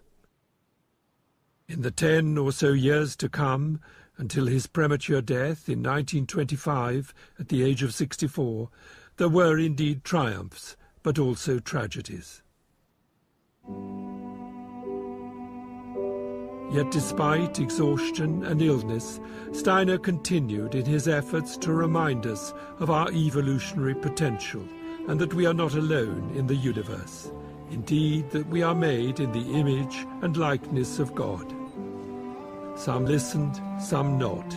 Herein lay the challenge, both for him and now for us.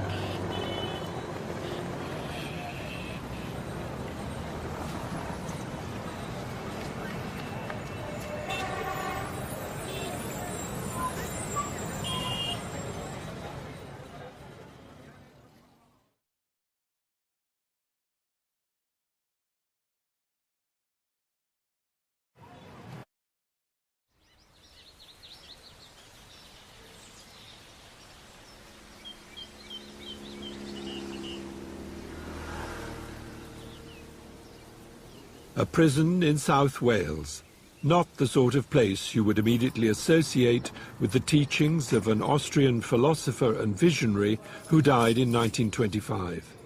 But Rudolf Steiner was used to challenges, and he challenged us.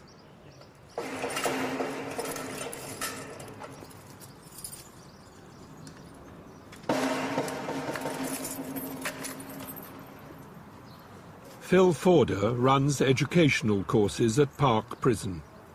Over 20 years ago, with a young son to educate, he came across a Rudolf Steiner Waldorf school and eventually taught there himself, first in the kindergarten and then for 8 years as a class teacher in the middle school. He has worked in the prison for 11 years. I often say to myself, and I just hear it all the time, there by the grace of God, and I think that's very appropriate in a prison. And you do come into life with strengths and weaknesses, and I think it's the job of a teacher, and that extends into here, is to help people to fulfill their potential, their destiny. Phil was initially engaged at the prison as an art teacher, helping the men to learn to draw and paint. What I'm doing now is not so much teaching art, but using art as the medium to deliver self-development and to look at yourself. I feel things happen to you in your life which you might say, well, they're out of your control, but they are in your control, because if you believe in karma, then they obviously are. So there's meaning in all of it. Do you find that the prisoners can come to an understanding of that? Yes, I do. I think they can. Sometimes in a very conscious way and sometimes not so conscious, but I do think that you're dealing with the whole person, not just what you see in front of you. Yeah. I mean, is that what you try and do with your work with them, then? Is that what you're trying to do? I think it's a waking up. It's a connection. It's trying to put into place something that's missing. And usually the momentum for that comes from the man themselves, not from me. I just present the opportunity or try and present the possibility for that to happen, but it's actually them who take it up with a lot of gusto, actually, because it's what they want. So how is that similar to what you did as a Waldorf school teacher, then? Because I think you're working with the same forces. You're working with not just the cognitive forces, you're working with the feeling life and with the behaviour, the will. So you're actually working with people in a more holistic way. And recognising the bigger picture. I think what Steiner was trying to bring was several things, but for me the main thing was that there's a lot more to our existence than what we perceive than meets the eye.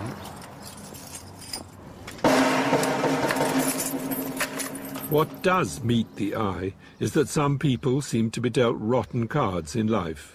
Whether these situations are, in Phil's words, karmic or simply come about through chance is difficult to really know.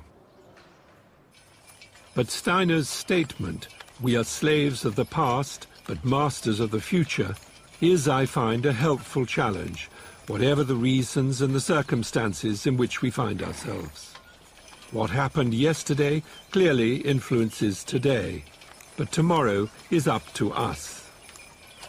Ruskin Mill in Gloucestershire is a Steiner-inspired residential college for young people between the ages of 16 and 25 who had, until now, for one reason or another, fallen through the educational net. They have, in the current jargon, learning difficulties. The students work on the land and in craft workshops, not necessarily to become farmers or craftsmen, but rather to experience what pupils in Steiner Waldorf schools in particular learn at an earlier age, to exercise their physical skills and coordination, and to actually make something, as a sound basis for the more abstract and intellectual learning that follows.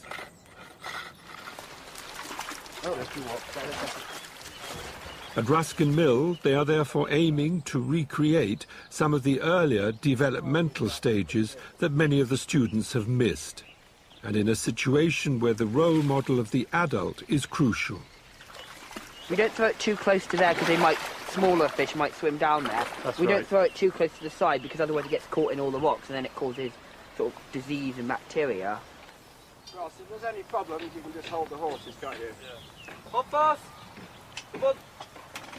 Above all, they're trying to help young people, whatever their past difficulties, to move on, to take the reins and to become masters of their future. We're educating more than just the intellect of the student, because that hasn't worked for them very often in the past. So we're really educating the head, the hands, the heart, and seeing them as a whole being, and understanding that if you educate the hand, then actually you're educating the head as well through your feeling realm. So it's a very holistic picture of how to educate somebody, and that happens on the farm and in the craft workshop and in the kitchen and in the household, wherever the students are encountering life at Ruskin Mill. The work of the Ruskin Mill Educational Trust is the inspiration of Angus Gordon. The source of his inspiration, besides Rudolf Steiner, is the 19th century craftsman and designer William Morris and the art critic and philosopher John Ruskin. Over the past 18 years, the organisation has grown from 35 students to 300 students, and with 6 further centres across Britain. Transforming material, wood, clay and metal, and growing their own food as an inspiration for transforming themselves is the essence of this educational initiative. One of the challenges that Rudolf Steiner actually places in the world is that problems have to be gone through. They have to be overcome. They can't be avoided for true transformation. And any offer of education or intervention that doesn't value at the heart the freedom of the individual to continue recycling their own pain, if you like, or their own trauma. If they don't want to take that step, it is absolutely clear you can only offer them simple tools to start that journey. Don't come back up the hill, just come down it, okay? Right, okay. Yeah, and then that this humps. What's happened? I didn't see that. You just cut the string? The string went too close. Right. The string went too close. Emerson College in Sussex is an adult educational centre where Steiner's work is studied and developed. I did a course there myself over 40 years ago.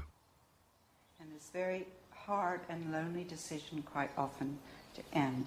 And what I wanted to say, it's helpful, I think, to know that externally ending a relationship does not end it, that it will find its resolution in time.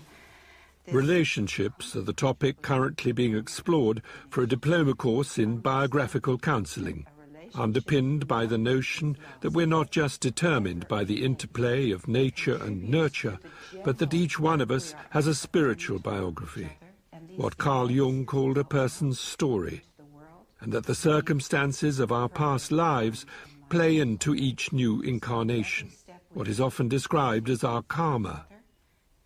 Are you saying that our relationships, whether they be the good ones or the difficult ones, invariably have some sort of karmic element to them? Yeah, almost always. You could say that we share a past, we have met before, and the question is, what are we doing now? So almost invariably, we have a history with each other. And really, Steiner's very strong about that. It's really time to wake up to that, to let the other wake us up, to become aware of them, and through them becoming aware of ourselves.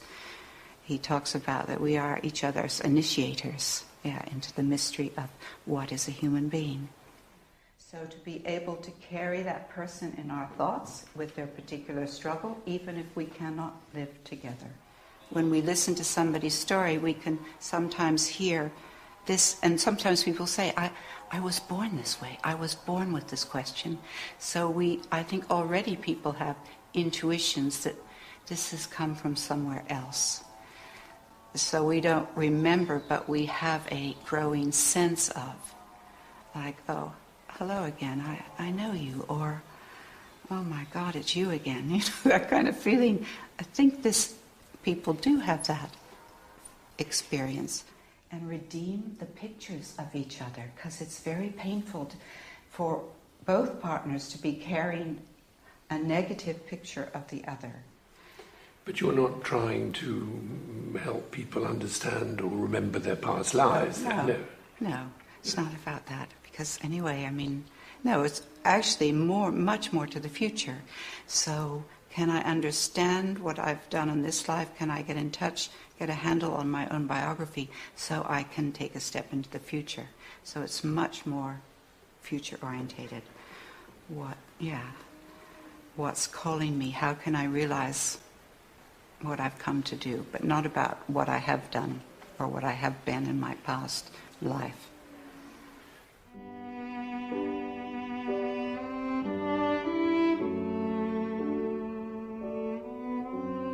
Steiner's own biography, His biography as Rudolf Steiner, born 1861, died 1925, philosopher, educationalist, visionary, is dominated by the question he was increasingly asking himself as he reached the age of 40.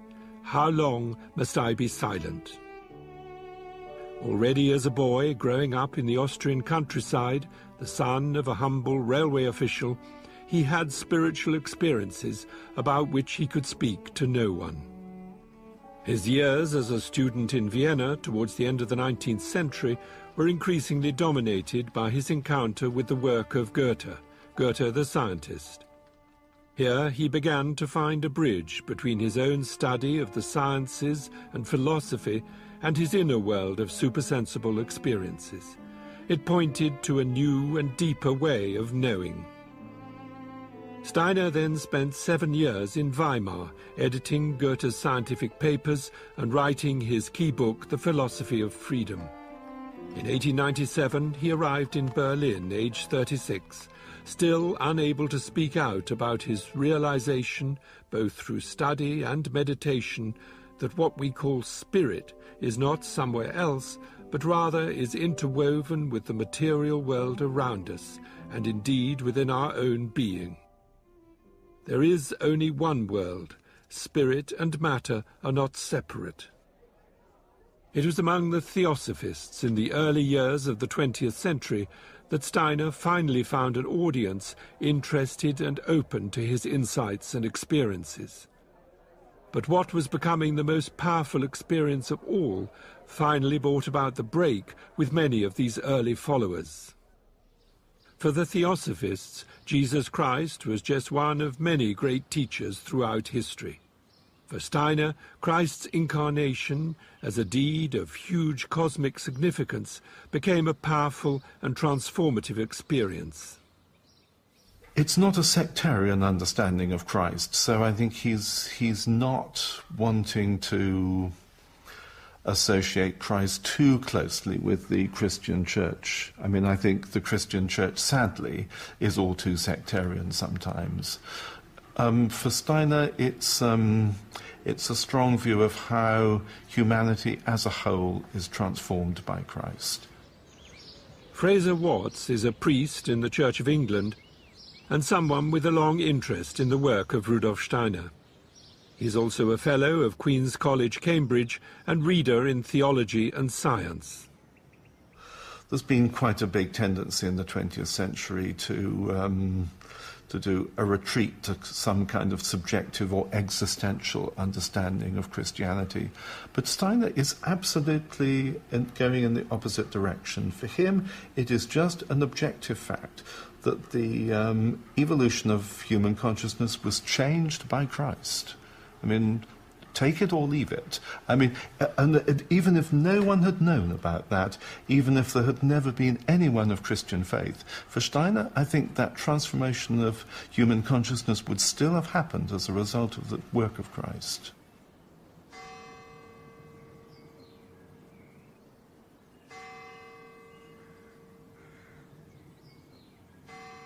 The church at Potschach, in the village where Steiner lived until he was 8 years old. As a child and throughout his life, he was drawn to a great variety of people, priests included. In his autobiography, he describes his father as a free thinker. For Steiner himself, what increasingly mattered was knowledge, but the kind of knowledge in which science and religion, faith and reason are not at odds. A scientist of the invisible is how he has sometimes been described. I think the distinctive thing about Steiner's approach to that is to want to find some scientific approach to religious and spiritual questions. There are different ways of bringing science and religion into dialogue, but I think that's what's distinctive, to approach, I think he would say the spiritual rather than the religious, but to approach the spiritual in a scientific way. He clearly has exceptional powers.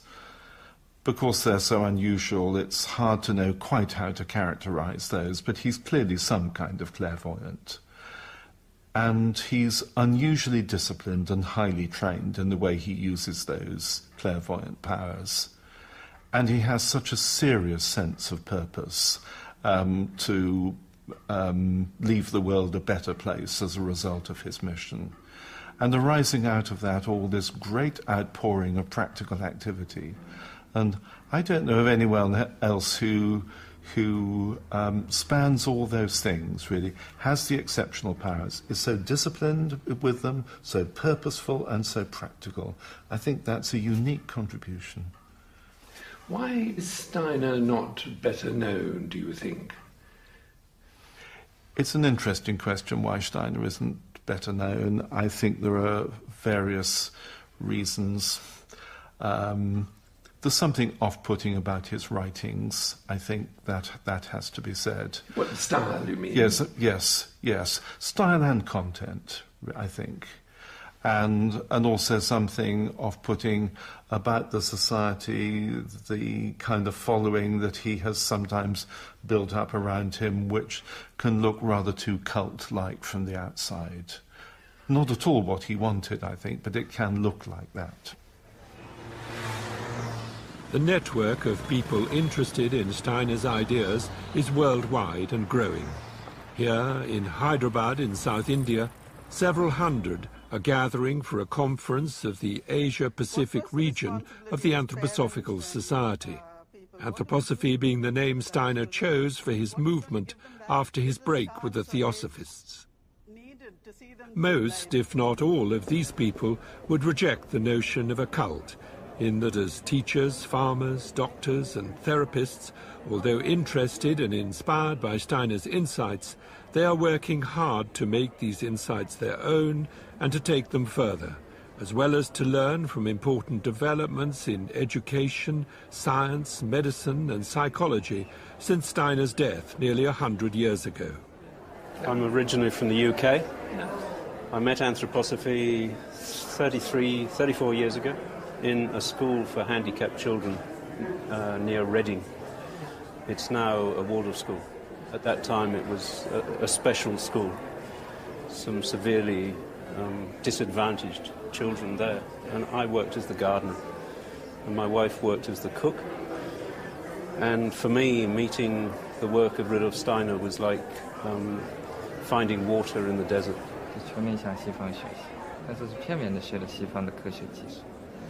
Most of my teaching in Waldorf education has been in Australia. And in the last few years of still teaching in Australia, in the 90s, I already started to come to Asia during my holidays and made contact with various very grassroots initiatives beginning the Waldorf schools. And little by little this grew, and now I work full-time, really, and particularly now in China and Taiwan. What is the response then to Steiner in that part of the world? It's exploding. It's phenomenal what is happening in China at the moment. I would say the people who come to the training courses and seminars and the initiatives that have started in China, those people, I would say, are hungry. They're really hungry to find meaning in their lives. They're hungry to connect with the outside world. And they're deeply grateful. That is my experience, and this is what gives me energy.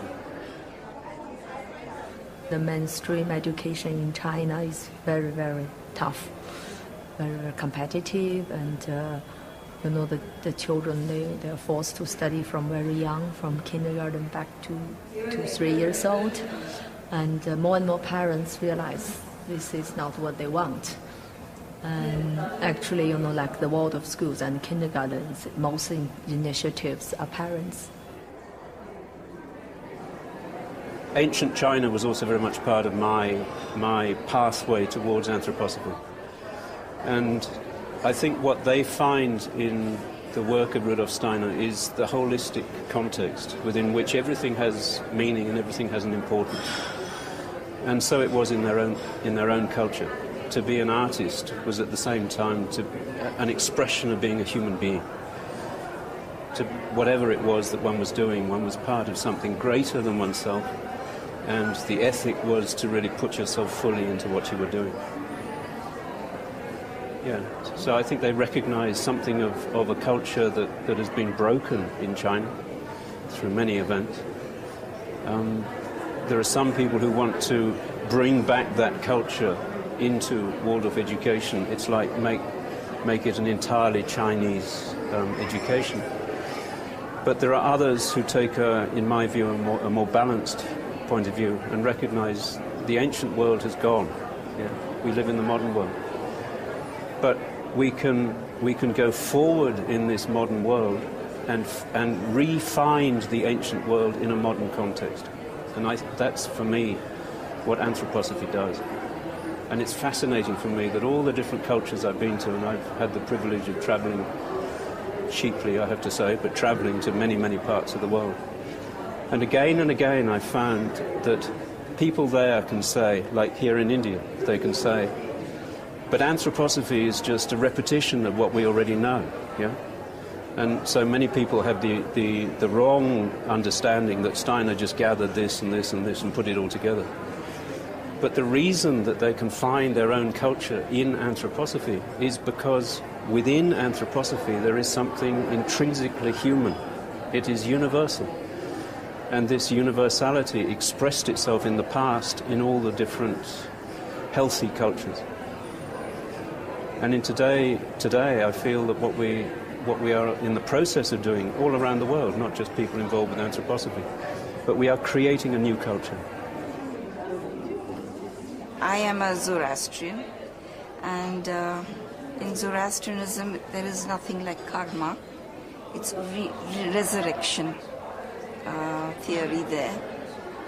So for me, karma, there wasn't resistance. In fact, I found my answers to some things that happened in my life.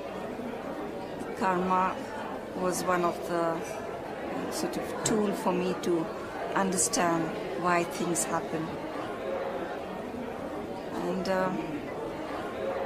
Steiner's view made me look at my own religion in a different way.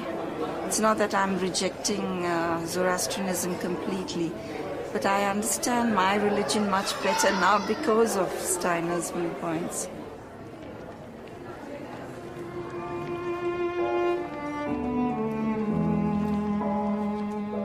A key message running through many of Steiner's lectures and books on humanity's spiritual journey is that evolution has essentially been an evolution of consciousness, and therefore that our relationship to nature, to each other, and indeed to the divine, to God, has gradually changed.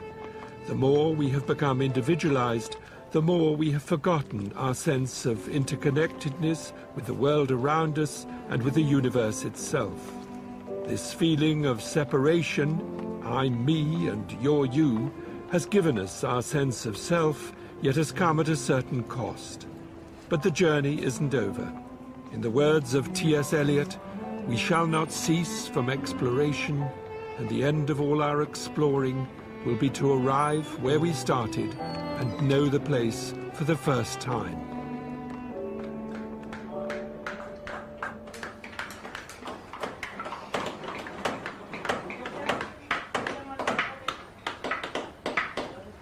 While in Hyderabad, I visited one of India's 7 Steiner Waldorf schools, 4 of which are in Hyderabad. Sloka was founded in 1997 and has nearly 400 pupils. Like all Waldorf schools, crafts, music and art are an important ingredient.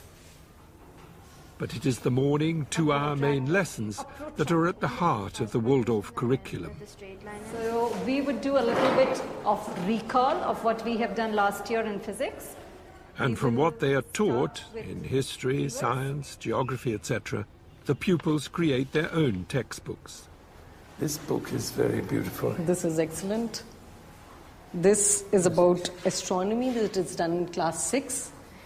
We begin with the sunset and we continue the observation till sunrise.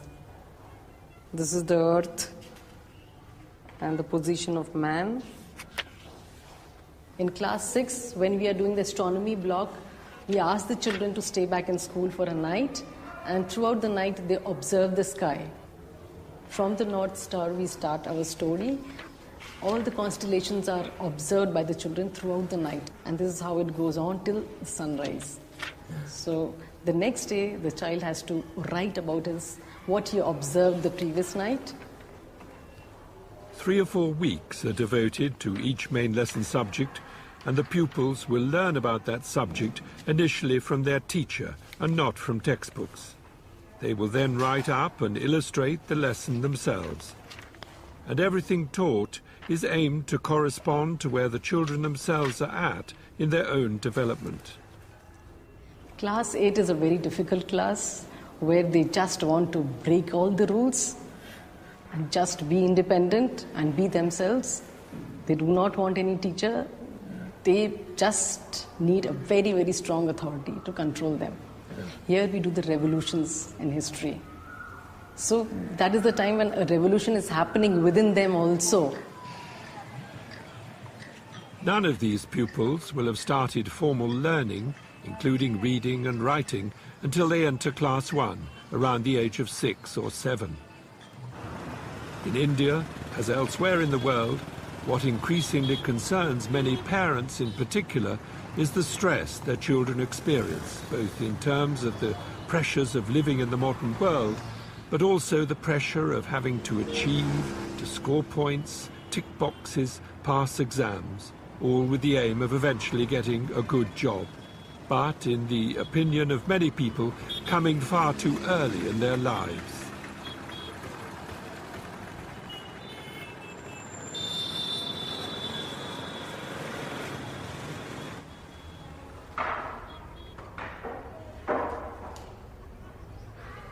At Sloka's kindergarten in Hyderabad, the emphasis is on a very simple and rhythmic routine of creative play and stories. Or simply having time to watch and wonder.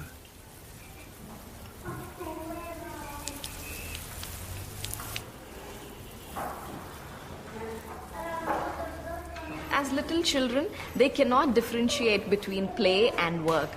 For adults, we know that there's a play time and a work time, but children, play is as important because it's all imitation, that they imitate whatever they see.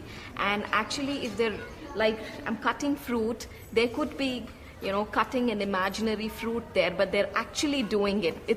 It could look as play for us, but for them, it's real work. They're actually cutting fruit. Or perhaps they're actually cooking something. It is work for them. They cannot differentiate between work and play. What Steiner emphasized when he founded the first Waldorf school in 1919 in Stuttgart was that childhood has distinct phases, and that children not only have to grow up and learn the ways of the world, but also need time and space so that what each one brings into the world can unfold harmoniously. Trailing clouds of glory is how Wordsworth expressed it, though some of the baggage we carry on our backs, maybe from past lives, is often far from glorious.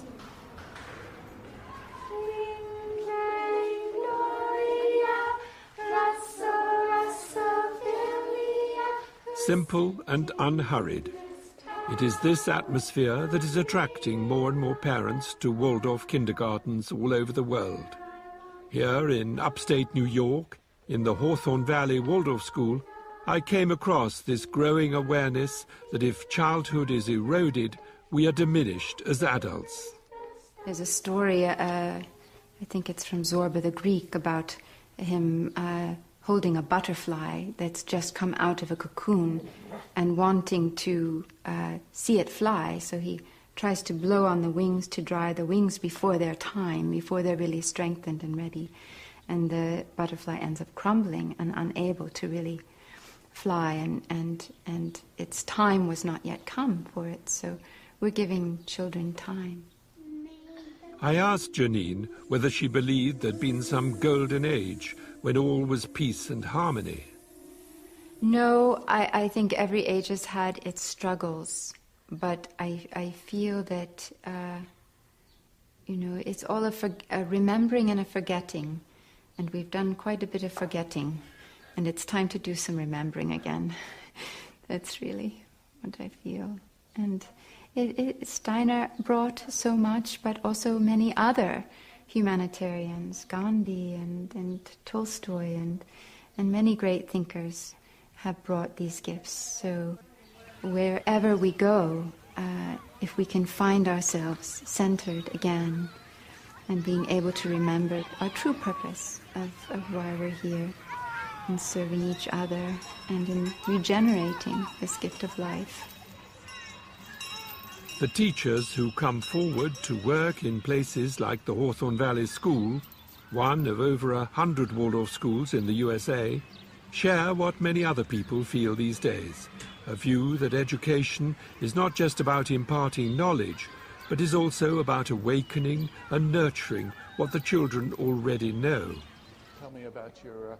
Torrin Finzer is chair of the education department at nearby Antioch University in New England and general secretary of the Anthroposophical Society in America.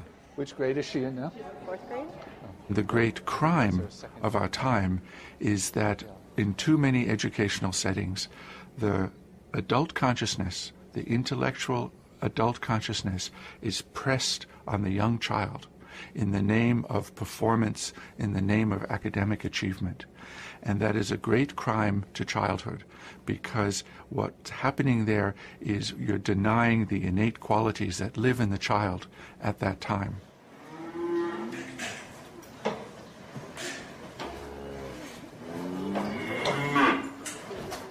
As well as the Waldorf School in Hawthorne Valley, there's a 400-acre biodynamic farm, an active youth group called Think Outward, a bakery and shop, and a kitchen garden from which vegetables are trucked twice a week to Union Square Green Market in New York City. Coordinating this whole Hawthorne Valley operation, an attempt to tackle our day-to-day needs in a healthier and saner way, is Martin Ping. There's a lot that doesn't seem to make too much sense anymore, and yet we've grown up with it. We've created it. Human beings have created the system we're in now. So there's something in that we are challenged by, because it's not like it was necessarily just imposed from outer space or something. We did this. So how do we find our way out of it? If we're beginning to see the cracks and we're beginning to feel like it's not meeting us at a very, very deep human level, then how do we find our way back out? I think Steiner really had a lot of very fine indications that provide a bit of a roadmap for that. And it's not just Steiner. I mean, there's obviously many, many ways in which people are approaching our modern predicament. Agriculture is certainly one of our modern predicaments. And already back in 1924, when Steiner gave a course of lectures to farmers in Central Europe, there was concern about the effect that chemical fertilizers were having on the soil and on the quality of the food we eat. The importance of organic farming is increasingly recognized. Steiner's biodynamic method goes further, in that the preparations used on the land are designed not only to enhance the quality of the produce, but also to heal the earth in the process. And a recognition of the role that not only the sun and moon, but also the planets play in plant growth and health determines when you plant what. I asked the farmer in charge at Hawthorne Valley for his reaction to our title, The Challenge of Rudolf Steiner. I think his basic challenge, I would think he was so far, I mean, I think the picture of agriculture that he gives is going to be valid for hundreds and hundreds of years still, for us to really grasp it. And then certainly the real challenge for all of us is develop the insight and develop the capacities to really see what he described. You know, it's not good enough to just be able to recount it. We'll have to be able to see it.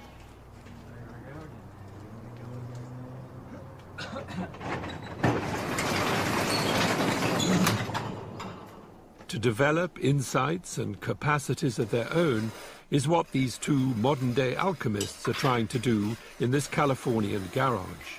Their task to make biodynamic preparations based on indications by Steiner that are not only an effective alternative to chemical and potentially harmful substances that are marketed worldwide, but are also more appropriate to the soil and climate of California and the tropics than those used in Western Europe.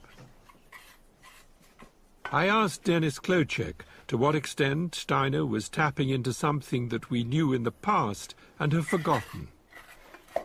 Rudolf Steiner didn't appear just out of the blue.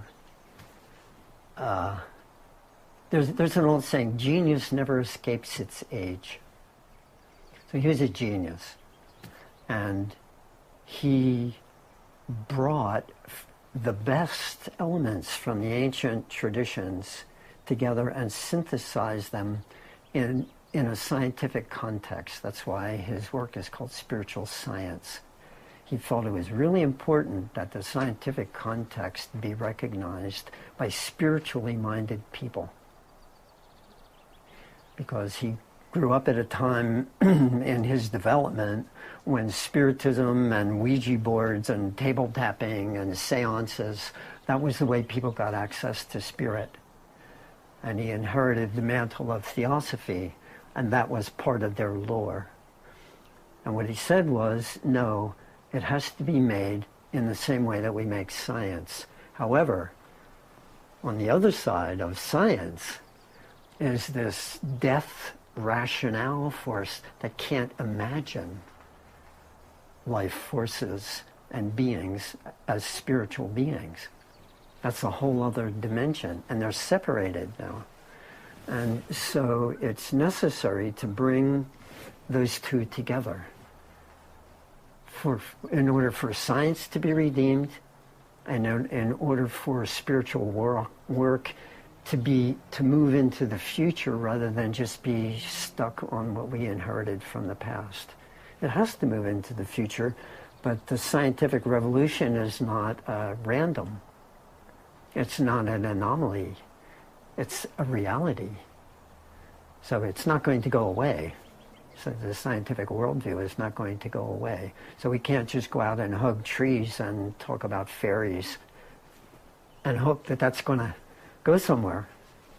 Even if that's the perception that we have, that has to be grounded in reason.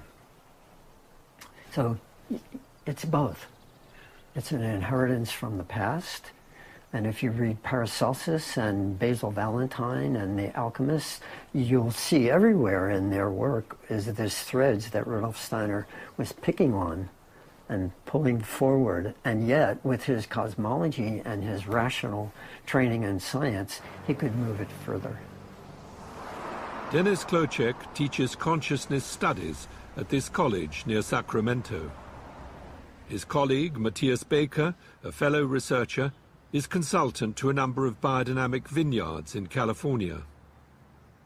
When Dennis referred earlier to his preparations as medicine for the earth, I asked him why the earth needed medicine. If we left it alone and stopped spraying it with chemicals, wouldn't it be perfectly happy? No. If we left it alone, it would be very lonely, because it's our mother, and she says to us all the time, "You haven't called home in a while. You're only using my bank account to live. So you need to love me and nurture me and feed me with medicines, because I'm sick from your neglect."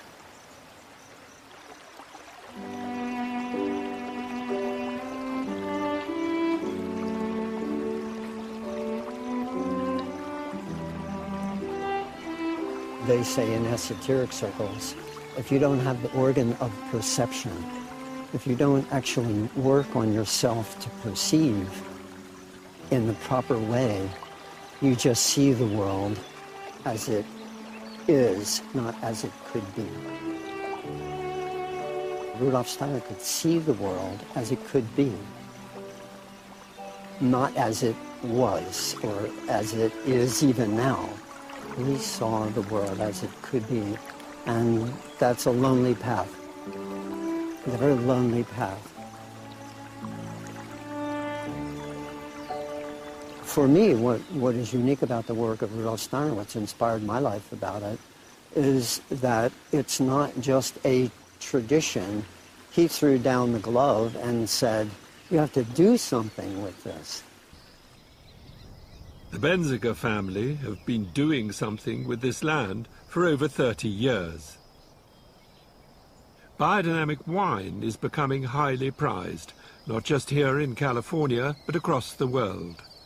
And like all biodynamic farms, this enterprise avoids the modern trend for monocrops. Alongside the vines, there are animals and a great variety of plants and herbs that help regulate the insect population and balance the farm as a totality, avoiding the need for chemicals and artificial fertilizers. They call it the insectary. Basically, it propagates with bugs, then they sort it out. We have some good bugs and some bad bugs, then they slug it out here. And hopefully what we do is we have a balance, so that they're in here eating the plants and eating each other instead of going out there and eating the grapevines. Because if we were monocropping, then we put a huge bullseye in the back of that grapevine, because the only thing that's green is that grapevine, so every bug is going to fly and eat that. Here, we have a wide expanse, so there's a lot of things on the menu, not just the grapevines. And the entire 85 acres are treated with the organic preparations that all biodynamic farmers use. Chris Benziger and his family have farmed here in the Sonoma district since the 1980s. When we first moved out here, we were very much conventional farmers because we didn't know any better. In conventional farming, I kind of call it the spray and pray method. For every disease or every bug, you had a spray out there. And for every lack of nutrients in the vineyard, you had a fertilizer that you put down, chemical one. So we did that. And since this place was left vacant for 50 years, it was in wonderful state. It was a beautiful piece of property. But we slowly killed it with spraying these pesticides. And I remember being a small kid running through here, and it was a verdant garden. And then every year it would die a little bit, until eventually, in the mid-'80s, it was a green desert. The only thing that was green were the canopies of the grapevines, nothing else. And the only sound I heard weren't insects, but the wind. It was pretty much a dead place, and the ground was crunchy. It was hard, if not pulverized. And so we had erosion issues, and then worst of all, the quality of the wine was diminishing. We were really putting scars on this land that we couldn't heal. We realized very quickly we had to do something. And so in the early 90s, my brother had a book on biodynamics that he had toted around his whole life, and the book kind of jumped out at him. At the same time, he met this wonderful guy by the name of Alan York, who was kind of the biodynamic guru out there, and the two got together and formed a great friendship, and we started to, in 1994, started to bring in biodynamic practices here, and it took us about 6 years, but in the year 2000, we were certified, the first winery in the Sonoma-Napa area to be certified by Demeter as a biodynamic winery. And this place changed radically, going from this green desert to this beautiful piece of property that you see here today. It's gorgeous. It's alive on many levels. And people like Matthias then have been advising you, yeah? Oh, Matthias and Alan have been instrumental in us on how to understand this piece of property and unlock the secrets of farming biodynamically. Chris and Matthias went on to tell me that essentially the vine doesn't want to be alone. I asked them if that was true of plants altogether. Is monoculture against nature? I personally think it absolutely is. Yeah, and we see that because nature always fills the gaps in terms of where the balance needs. So you'll see disease pressure, funguses, or different insects that come in to kind of help break down that monoculture in a sense. And there's evidence there that shows that nature recognizes it as an imbalance. Chris, you've got this wonderful visitor centre. People come here and look around. And what's the public's reaction to biodynamics? First is wow. I didn't realize all that went on to make a bottle of wine. That's the first thing that they kind of say. And then they go, a lot of them say, well, that's how my grandfather farmed, or that's how my old uncle back in the old land farmed. So there's this natural kind of understanding of it, of how it should be. And then there's this kind of, wow, I wish we could do that. You could see everybody wants to get a little dirt under their fingernails when they come here. And they understand that it's a very complicated system on one hand, but also an extremely simple system on the other, because it's following Mother Nature. The idea is we are so inbred to hang on to the steering wheel and drive Mother Nature. It's really hard to take your hands off the steering wheel and let Mother Nature drive. But there's a lot more to what you're doing than what's called organic agriculture, isn't there? I mean, it brings in this whole element of the planets. I mean, what do people think about that? Well, there is a little element there where people think, whoa, that's crazy. But it's funny because when you explain to them rhythms and things like that, then they get it. But when you just say cow horn and biodynamics, they think, what the heck's a cow horn for? But biodynamics is more than just cow horns filled with cow manure that are buried in the earth for 6 months over the winter before spraying the substance that's created onto the land. What underlies Steiner's picture of nature, and indeed the whole phenomenal world, including ourselves, is an invisible realm of beings, some more evolved than we are, some less so, that support and sustain life in its fullest sense. I asked Chris how his fellow Americans related to the idea that what they call God is intimately connected to what surrounds us in our daily lives, and not only to a heaven that is somewhere else. That there is, in other words, only one world. In the States, we have no problem with religion, okay? You know, with this God-fearing and the Holy Spirit. But those same people that go to church on Sunday have the hardest time understanding natural spirits, the rhythms of nature that, you know, their God supposedly brings here. They don't see that part of it, these natural systems. So it's very hard for people to, they understand religion, but they're not spiritual in the sense that they don't follow what's happening naturally right underneath their noses. Instead, they want to have a chemical package tell them that this is better than actually following a natural rhythm, which I don't understand, because the beauty is right here. This piece of property is the best church in the world when you see it in action. You have to believe that there's some higher order when you walk around and see what's happening here. You don't need to walk into a temple or a church or a mosque to see that. I think nature is very wise, but it is not free. We are not very wise, but we are free. So giving ourselves in the freedom that we carry to nature in a certain way, that's the preparations. That's grinding up a silica crystal to bring it in a gravity condition to a levity condition so it becomes active again to the rhythms. That is our work. But it's the wisdom that is in nature that teaches us how to do that. So I'm not saying that we're wiser than nature. No, the creative. If I was to try to build a plant, it would not happen. It wouldn't work out too well. It wouldn't work out too well. So that's what I'm saying is there's a language, there's a script in there that is amazing.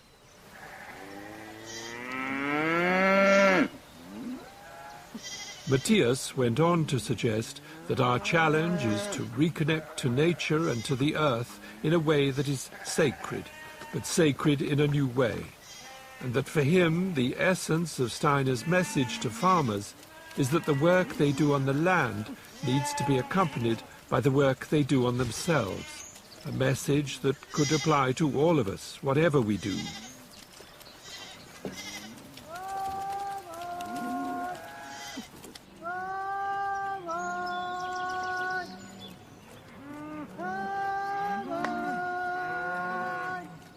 This young man is at work 3,000 miles from the Benziger winery in California, but still in the USA.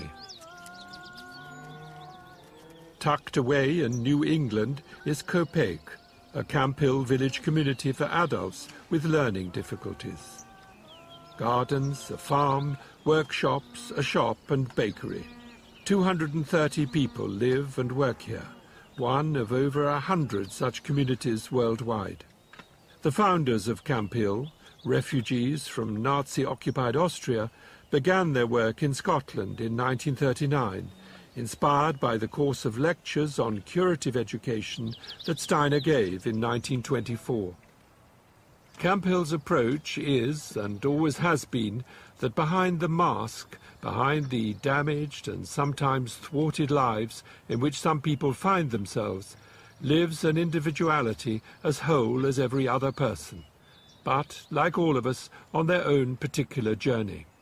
They contribute to the community to the best of their ability, and it is often their vulnerability and openness that helps heal the turmoil that surrounds many so-called normal people. Vulnerability, but often great skills and patience. In this case, important work in Copaig's seed marketing enterprise.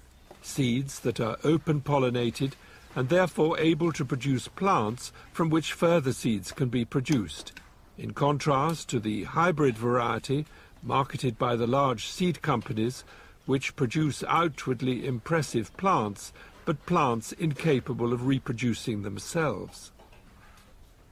Tell us, or maybe without laying it down, you can just... Penny Baring teaches on a course for young people training to work at Copaig. Originally she studied journalism, but her social conscience, so she told me, and her wish to do work unconnected to a system of wages drew her to Camp Hill. I asked her what she thought Steiner's unique contribution had been to this sort of work. I think one of the greatest things he's put into the mix as far as how we understand or relate to a person with disabilities is the fact that this is not the only life they will have, and that it's possible to do things now which will give them the possibility to have a future incarnation which is whole and healthy. So that's the one thing. But I think another thing is that through our efforts to understand what people call abnormality, we come much, much, much closer to understanding what humanity itself is. Often on my first day of class, I stand in front of the blackboard and I have a piece of chalk and I ask people to say, what's a human being? And they go through all the list of this speaking and walking and thinking and standing and on and on and on. And then I say, very well, and then I start erasing. Okay, are they still a human being? They're still a human being, and gradually taking things away. And of course people are left a bit stunned to realize that even without many, many qualities, a human being is a human being. What is a human being? Perhaps the most important question that Steiner addressed. But have his insights from the very beginning remained imprisoned almost by some of the people who call themselves anthroposophists?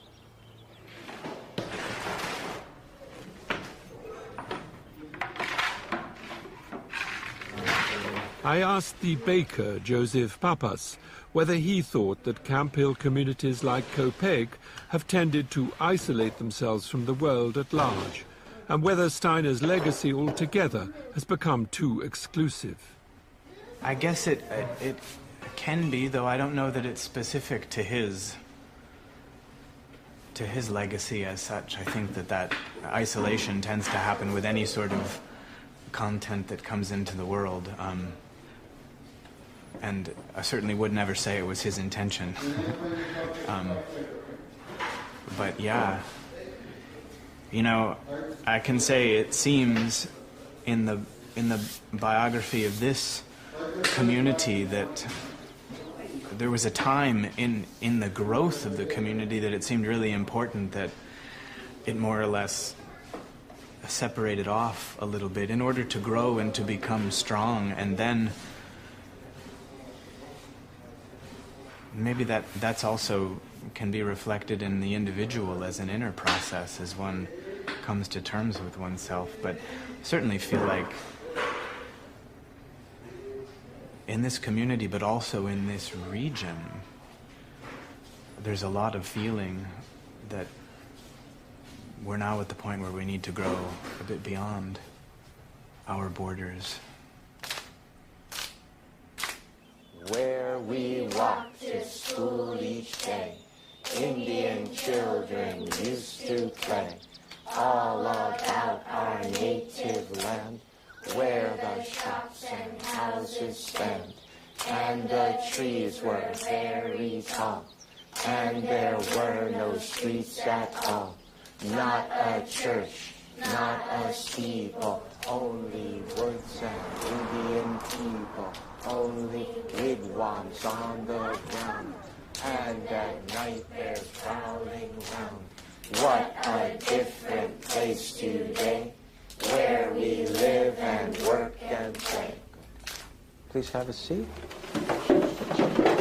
Jack Petrush has been a Waldorf teacher for 30 years, and this is the 4th time he's taken a class through the 8 years until the children reach the age of 15.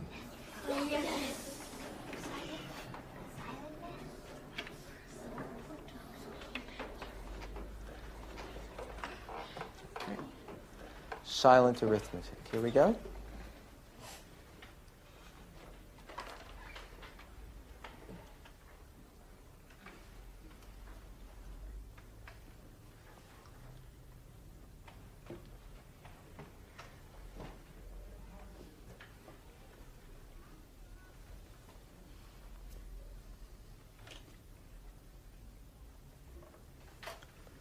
Reverse the digits.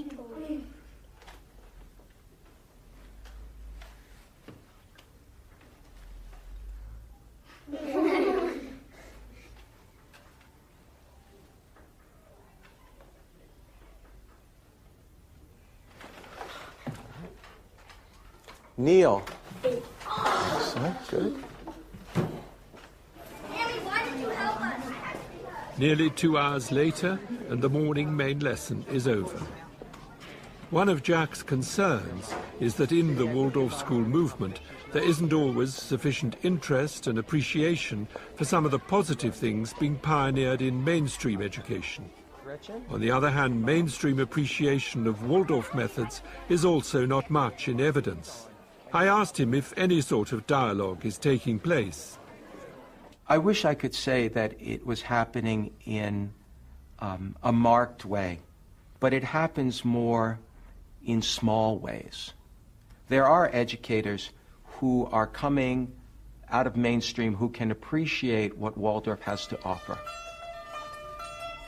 Good. Listen carefully. But unfortunately, they're few and far between.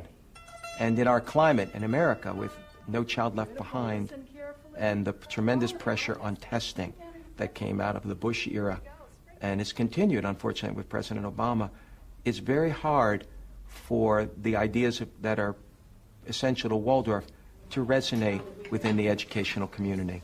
There's just too much pressure.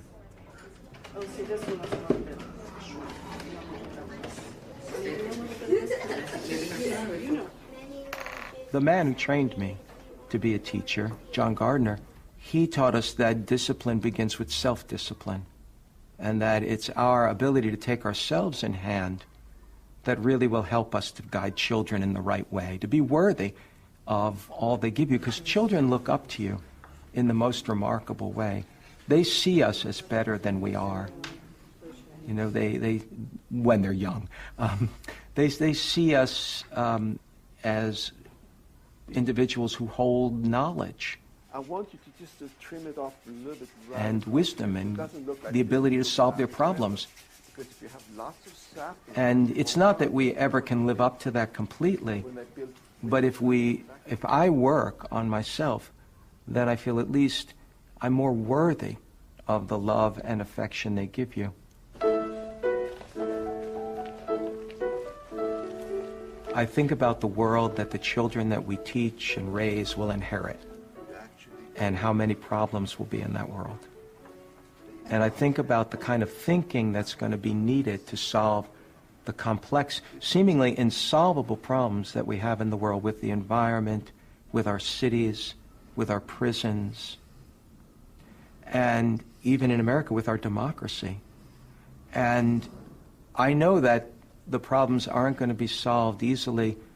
They're going to require a type of thinking that is new and innovative. And I believe Waldorf kids, and I'm not just saying this to sell Waldorf, but I believe the kind of thinking that's fostered in a Waldorf school allows children to think out of the box. I feel children are going to need to ask the questions that nobody's asking yet to help solve the world's problems. I gave the last word to 3 of the older pupils at the Waldorf School in Washington, D.C. I love the class size. I mean, you find that in every Waldorf school, the small classes. And I was in public school for 3 years, and that was very different. You had different classmates every year and different teachers every year. And I like having the same ones to kind of develop relationships with. Yeah. That's been fantastic. That's one of my favorite parts of the school.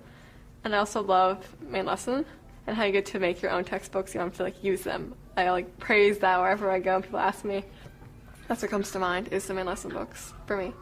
Going back to the teachers, I feel really nurtured and supported with how much you get to know your teachers in such a deep level. And you feel like friends, but it's still a professional relationship. Yeah. So it's great. Yeah, it's definitely just the student-teacher relationship that is really important, and it makes you want to learn more, and it makes you dedicated to your work, and it means a lot more than just work because they're not just teachers. Later, I talked to a group of 18-year-olds at Michael Hall in Sussex, the first Waldorf school to be founded in Britain back in 1925. I asked them what they'd most appreciated about their education. I think what I like most about Steiner education is that it prepares you for life, not for just exams. Yeah. And I think when you leave school, you're prepared for all aspects of life. Yeah. Not just prepared for an exam. Yeah. Not just crafts and arts, and it's not just academic. It's finding a balance about everything, and that's how we go out into the world. Is potentially we go out as balanced human beings to grow and to mature, and so on in later life. But that's what makes it so rich. These books, they're called what, your main lesson books, aren't they? I know they're not necessarily your own, but did you find that helpful to do things that way? I mean, you didn't have textbooks, you created your own textbooks. Is that the idea? Yeah. Yes. It really is a very interesting way of looking at things because you're learning on a group basis but very individually. I think that's a really good mix. I mean, I've really enjoyed it, and it's also a very nice thing. I mean, when we were sort of in younger classes, I remember it was always the first thing you did in the morning. I mean, you recall what you've done the day before, so you're obviously going through it, and then you move on to something new. And it was always quite a nice way to kind of start the day because it is quite a gentle form of learning, but it's still very effective.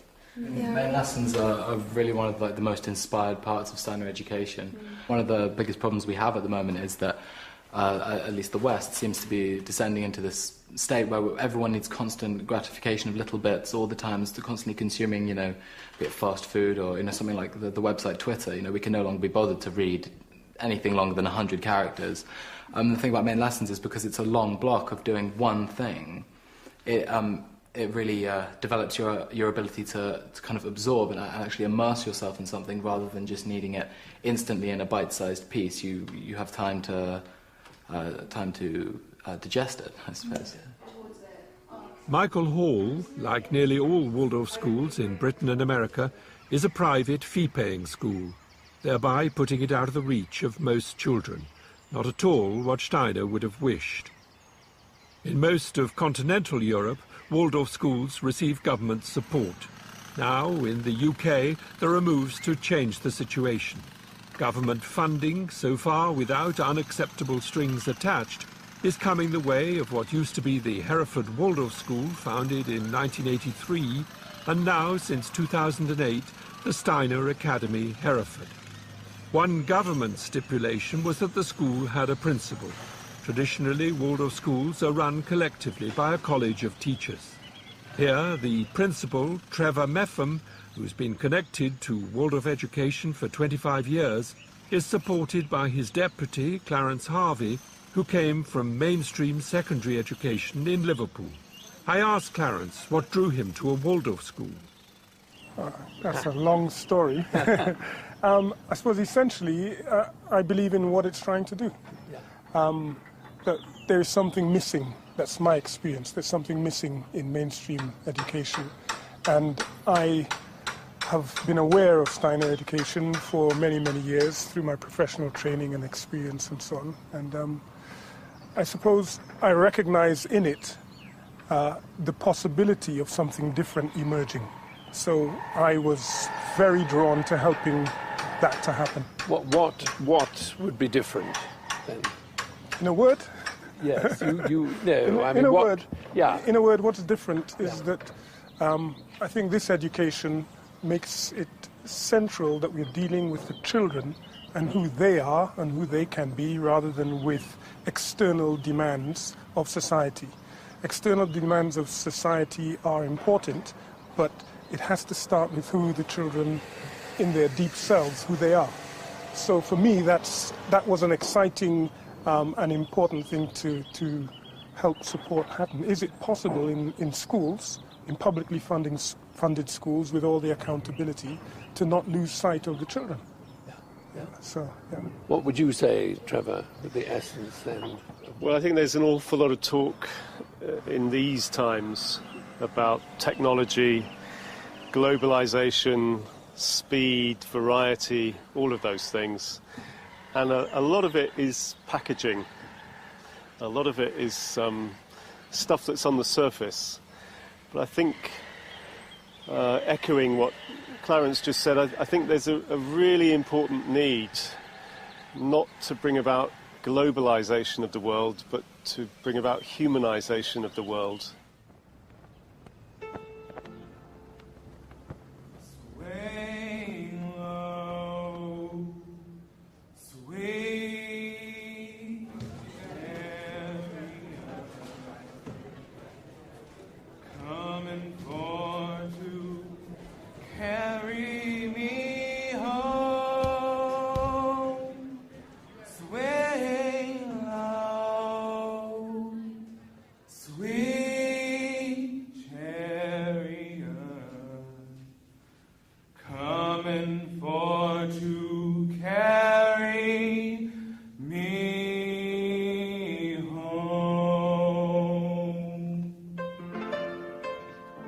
The Washington Carver School near Sacramento in California, one of nearly 5,000 charter schools throughout the USA, and, like the Steiner Academy Hereford, publicly funded and free to students, but independently operated.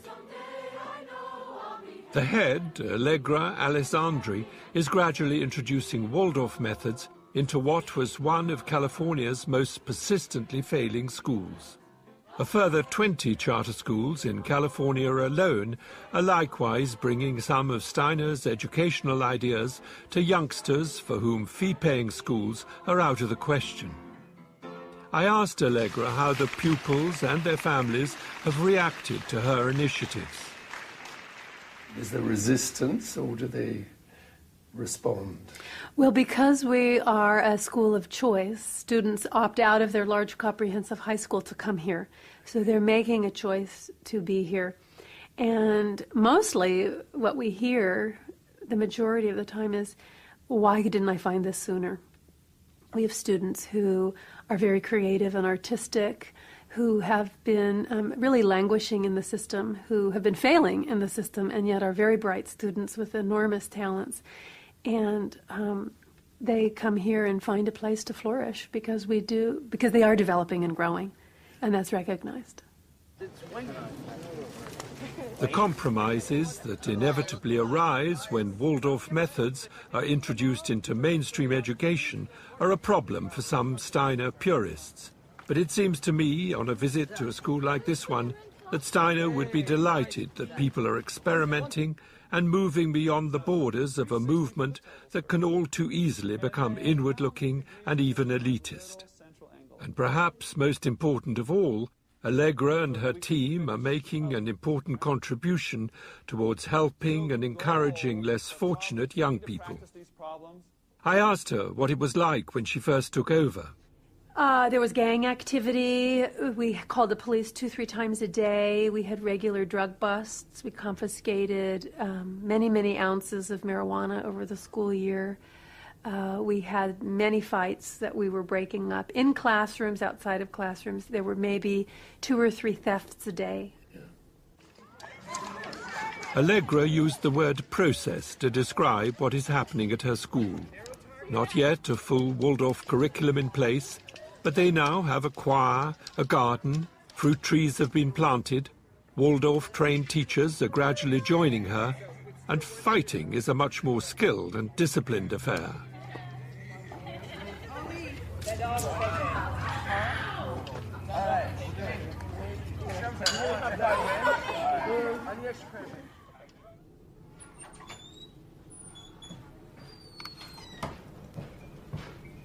Rudolf Steiner never visited America, but he did travel extensively in Europe during the last 20 years or so of his life, delivering over 6,000 lectures, as well as writing books, plays, and a collection of meditative verses. Walter Kugler is in charge of the archive related to Steiner's work up until his death in 1925. It's housed in the basement of this building, across the meadow from the Goetheanum in Switzerland, the centre of the Anthroposophical Society that Steiner founded. It replaced an earlier wooden building which Steiner designed and worked on with an international group of helpers for nearly 8 years, and which was destroyed by fire on New Year's Eve in 1922. Steiner drew up plans for the replacement, this time made not out of wood but of concrete, but he never lived to see its completion. What did survive the fire was this huge carving which Steiner created along with the English sculptor Edith Marion and known as the Group. Steiner referred to the central figure as the representative human being. In some people's eyes, it's an imagination of what St. Paul proclaimed, "Not I, but the Christ in me." The carving is also a depiction of the two polarities that Steiner saw as key ingredients at work in human nature. One, that he identified as Lucifer, is the influence that gives us our sense of self, independence, and creative potential. But if taken to extreme, leads to pride, selfishness, and a flight from our tasks on earth. The other influence, Steiner called this being Ahriman, is what helps us to keep our feet on the ground and to live in the here and now. But again, if taken to extreme, encourages us to believe that only what can be weighed, counted, and measured is real. All else is fantasy.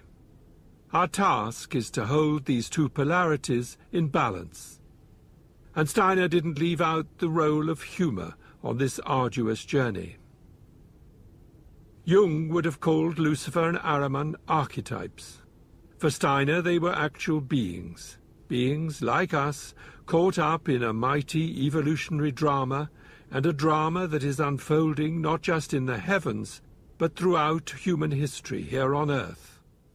It's a drama that has consequence for the spiritual world, and it is not just a kind of forgettable backdrop to what really counts. It's not something simply to transcend as Maya, as an illusion, as something that you want to get out of in order to go to heaven and avoid hell or something like that.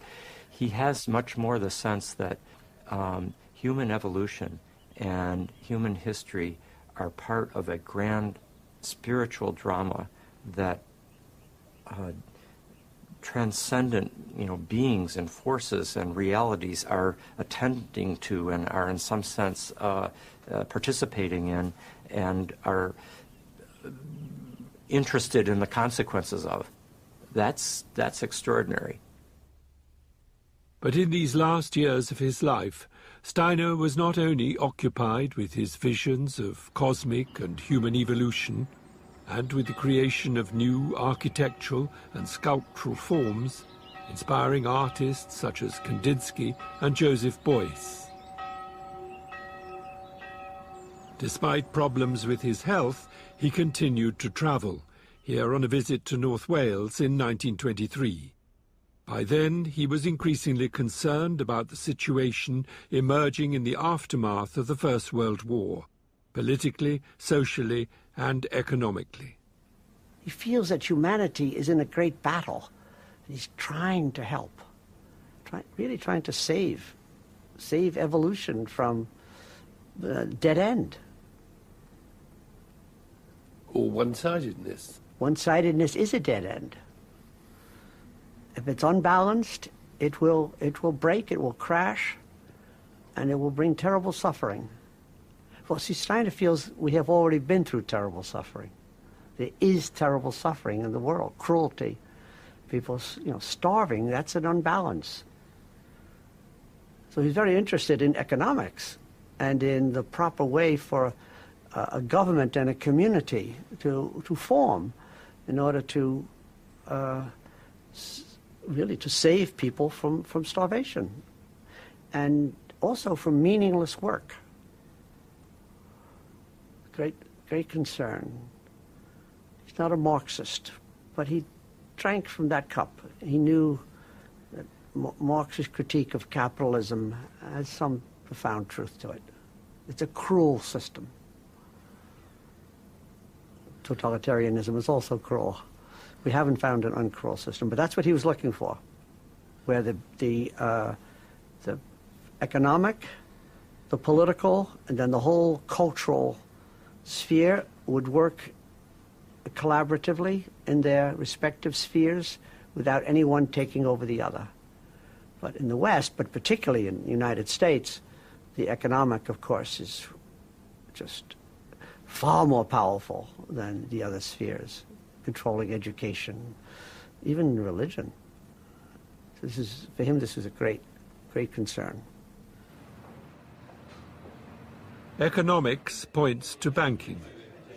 And the concern expressed by Steiner nearly 100 years ago and echoed by Robert McDermott that the economic sphere has got too big for its boots has increasingly become the concern of many. Here in London, at the client day of the UK branch of the Dutch-based Triodos Bank, are both customers and bankers who are trying to work in a different way with money. Greater transparency, greater responsibility, and greater consciousness of how the money deposited is actually used. Peter Blom is chairman of the executive board of Triodos Bank. I'm convinced that banks should look more at what is really needed in society and then make out of that a feasible business. And then you need some profit, of course. You cannot do without profit, but you don't start with profit. Profit is the result. And I think that was also something what relates strongly to what Steiner always said.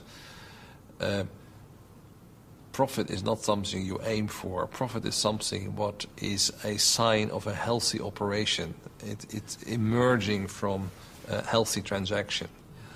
And that is a much better way of looking at profit than putting it there as a goal, as an objective, and make everything work for that goal. With Steiner, he always had the human being in the back of his mind when he was talking about economics, about medicine or whatever. And that is an important element what we can learn about, because most of the thinking now, we exclude the human being. It's about the system, and the human being should fit into the system. And what he did was saying, well, let's take each human being as a starting point, and let's design something around that, what can work to serve human beings. And that deeper principle, I think, is quite important. And you cannot achieve that by just copying what he has said or just repeat what he has said. I think that's the challenge, maybe not so much for him, but for us to work with what he has brought to us. What Steiner brought was frequently in response to questions and to requests from individuals or professional groups, teachers, farmers, priests, artists and doctors. In April 1921, he gave a 3-week lecture course for a group of medical practitioners in Dornach, his base in Switzerland, during which he gave the first detailed and systematic introduction to anthroposophic medicine, and also spoke about mistletoe as a remedy for cancer. The essence of all such gatherings was the quest for a deeper understanding of the human being, without which, said Steiner, it has actually become impossible to investigate the true nature of health and disease. Steiner worked closely with the Dutch doctor Ita Wegman in bringing his insights about health and disease into practical application. At the Hisker Institute in nearby Arlesheim, research into the use of mistletoe as a treatment for cancer continues. Into this high-tech machine, the sap from mistletoe, harvested in June, is mixed with the sap from a second harvest in winter. The rotating discs revolving at an incredible 10,000 cycles per minute, a velocity of 1,600 kilometers per hour. One of the doctors had described to me how mistletoe, this semi-parasitic plant with no inclination to be a proper plant, with roots in the earth and a normal flowering process, could be seen as somehow held back in an embryonic way. To me, this exposure of the saps to such gravitational forces, I mean 50,000 G forces, is like a huge wake-up call to a mistletoe potential, bringing it to Earth by exposing it to these gravitational forces. And that seems the key to unlocking the potential of the mistletoe for the treatment of cancer, unlocking it by bringing it to gravity. So that's just another way of my way of describing it, because that was, I think, behind Steiner's attempt, unlock potential. The mistletoe is a hidden plant until it becomes unlocked in this way, in the manufacturing process, and then in clinical practice. I asked the director at Hiskia about this strange combination of highly sophisticated technology with a plant one associates with druids and folklore. Yeah, the combination is strange. This old, huge, old mystical plant and this high-tech procedure. But, you know, these are polarities which maybe give sense. Which may be taken as a feature, as a characteristic of anthroposophic medicine. Both trying to span the understanding based on old, traditional insights, but accompanied now with the rigor of modern natural science and bringing it down to, literally, to earth and gravity.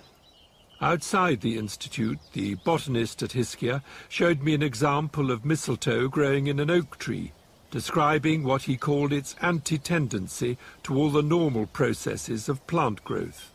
It has a very strong reduced shoot growth. Every season you have only one stem and 2 leaves, and no more leaves. And the next season they will open the flower, and in the end of the season the berries will ripen. So it has a very strongly reduced shoot growth. And through that's what Steiner pointed out. It is collecting forces, powers, and as we know today, also building up substances which have a potential in the cancer therapy. Because Maurice, I mean, you're a doctor. You use this mistletoe. What actually is it doing? It's not a cure for cancer, is it?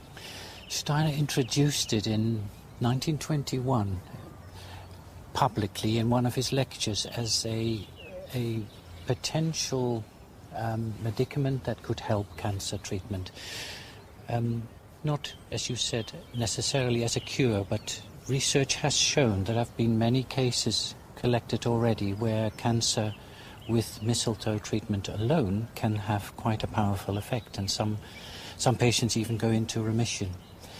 Mostly, over the last research has shown, and Helmut already indicated, the substances have been looked at and studied in great detail now, and more is now understood of why this may be the case, why it may be a helpful remedy. Why is it? Well, it's something to do with its peculiar botanical properties and the very unique composition of substances inside. And the most studied substances, I mean, there are the hundreds of different substances inside, but the most that have been studied and are understood are the lectins and the viscotoxins, 2 substances that seem to have a direct impact on the cancer, and equally important, an impact on the immunity, the patient's immunity, the possibility of one's own natural forces to deal with and, to an extent, overcome cancerous processes.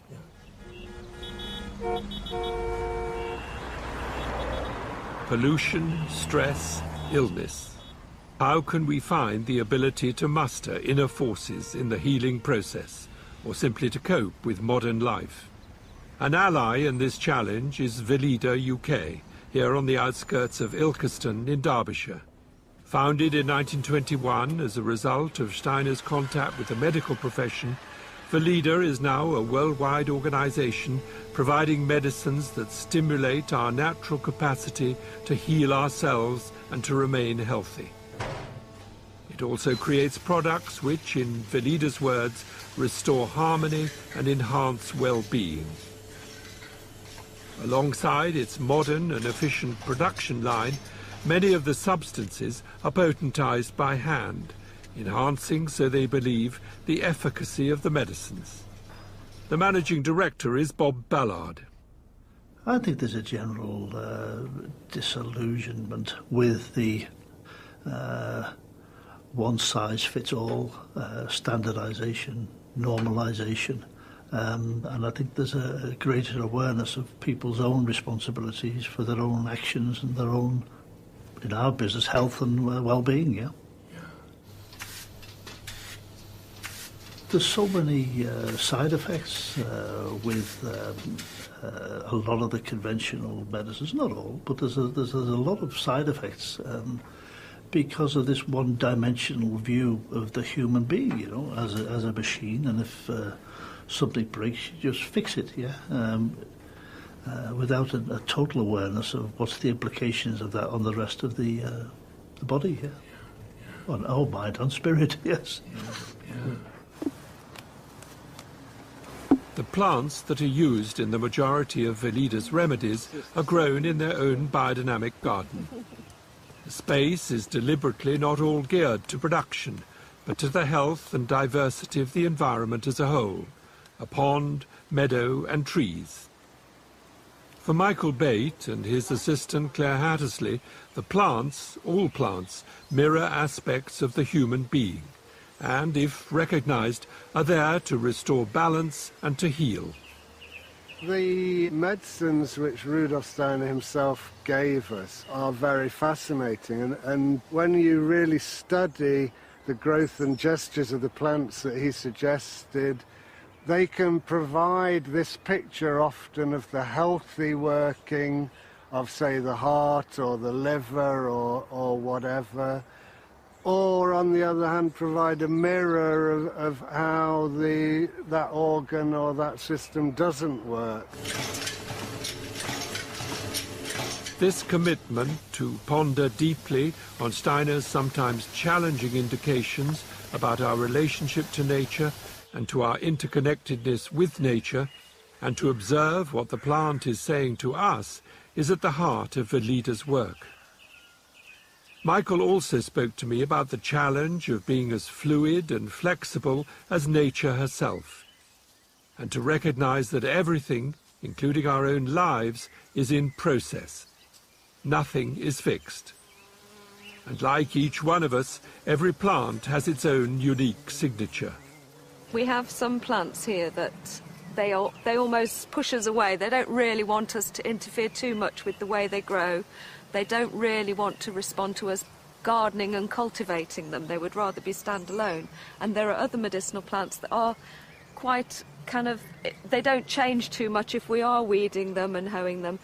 And you get a sense that they are working with us. But there are certain plants that are much more independent. And if we start to fuss them too much, then they're perhaps not so happy. Like it, yeah. Yes. So we have to respect that as well. What's your understanding? What's the definition of a weed, then? A plant in the wrong place. I see weeds very differently now since I've worked at Something that's very difficult to grow if you want it. Really? Yeah. Quite often the plants we're trying to cultivate, sometimes they just turn their nose up. They won't behave themselves like garden plants. They're not predictable. So we'll sow a bed of something, maybe poppies, and they won't come up, but maybe in 3 years' time they'll come up for us. So we have to be a little bit kind of flexible. I think your plants sound to be more and more like people. Yes. Yes, they are Yes. beginning to. People, their health and well-being are the prime concern of the Blackthorn Medical Centre at Maidstone in Kent, an NHS practice that combines conventional medicine with an anthroposophical approach to health and healing. It also offers therapies that include eurythmy, biographical counselling, rhythmic massage and art. In addition, the Blackthorn Trust has a contract with social services for the rehabilitation of patients with mental health problems through work in Blackthorn's garden, bakery, cafe and craft workshop. The practice also has NHS funding for their work on pain management. David McGavin, like all good doctors, is enthusiastic about helping people who, for various reasons, feel themselves at the end of the road. Sometimes only then can the healing begin. And that's what we have to do. And that's what is such fun doing. Because the human being is so resourceful. There is so much talent there. People come in feeling that they are so shallow. They come in feeling that they are nobody because of the way they've been treated, because of the way they've been reduced, because they have nothing now in terms of income. They've lost their car, they're on benefits. They feel they're that big. They've no idea, until they start working, of the depths of their humanity. Others see it. Those who love them see it. But they've lost the sense of that. The body is not a machine. It's filled with wonders and abilities of which the conscious human being is using a fraction. And it's in these circumstances of chronic pain, in a way the torture of the illness, with no material way of getting out of it, that one is thrown into this mysterious world. And to have Rudolf Steiner's maps, as it were, is a great help. The Goetheanum in Switzerland, location for the annual International Medical Conference for Anthroposophical Practitioners, at which David McGavin is one of the speakers.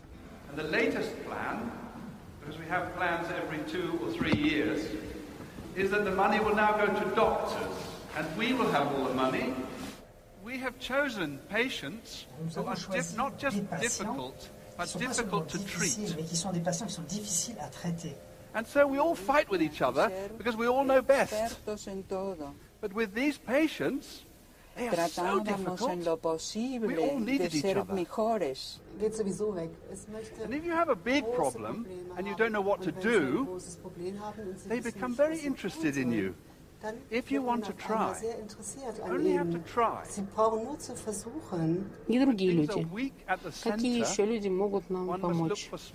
And the whole thing goes into a very, very expensive form of amusement. Everybody wants more.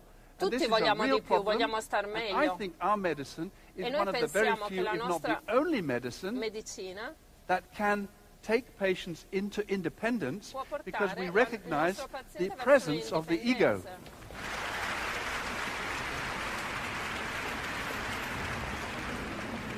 There are nearly 3,000 doctors worldwide who've taken the additional training in anthroposophic medicine, alongside an increasing number of hospitals, clinics and surgeries offering treatments informed by and developed from Rudolf Steiner's indications. Ursula Flatters qualified as a doctor in her native Germany, but has worked in Sweden for 30 years and was a co-founder of the Vida Clinic in Jana.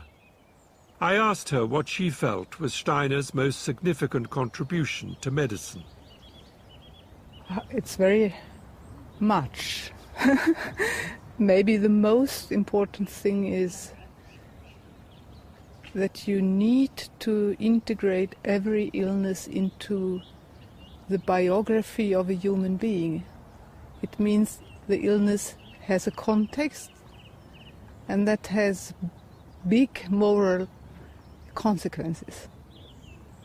You have to treat everybody individually. You have to listen to everybody. You have to find out what is the possibility in this situation for the individual patient. Maybe this is the strongest thing. that inspired me most and really deeply changed my relationship to the patients and my decision making.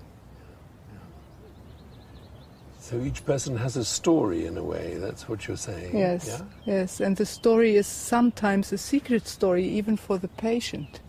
So when you get ill, something is like a secret. There's something in it that we both have to find out. Steiner said everybody has a mission, not only the big person on the platform. Everybody has a mission. That also means he has a task in this life. So this kind of feeling for biographies as a period of time in which we come with task and we work for this task and we go with the results and bring the results in the future evolution of ourselves, but also of humanity.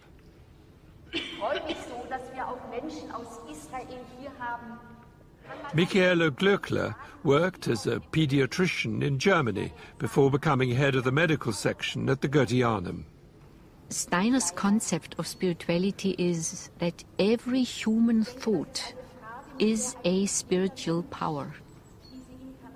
That what you think will be reality of tomorrow. That thinking is not just a cloudy thing. That thinking is the driver of evolution. So if you have this concept, thinking is the spiritual power and is also life, then you understand psychosomatics, why thinking can heal, why meditation is healthy, why bad thoughts are affecting people. You do not know this only, you understand, and you can also work with that concretely in healing, in concepts. But also when you have remedies from nature, minerals, plants, healing plants, you understand the spirit. You understand the effect also on the consciousness, on various parts of the body. So we study very concretely, very scientific, what works in the nature and corresponds with nature processes in our physical nature. And on the other hand, what can we contribute by helping the people to live more consciously, more meaningful, more healthily in all their various life circumstances.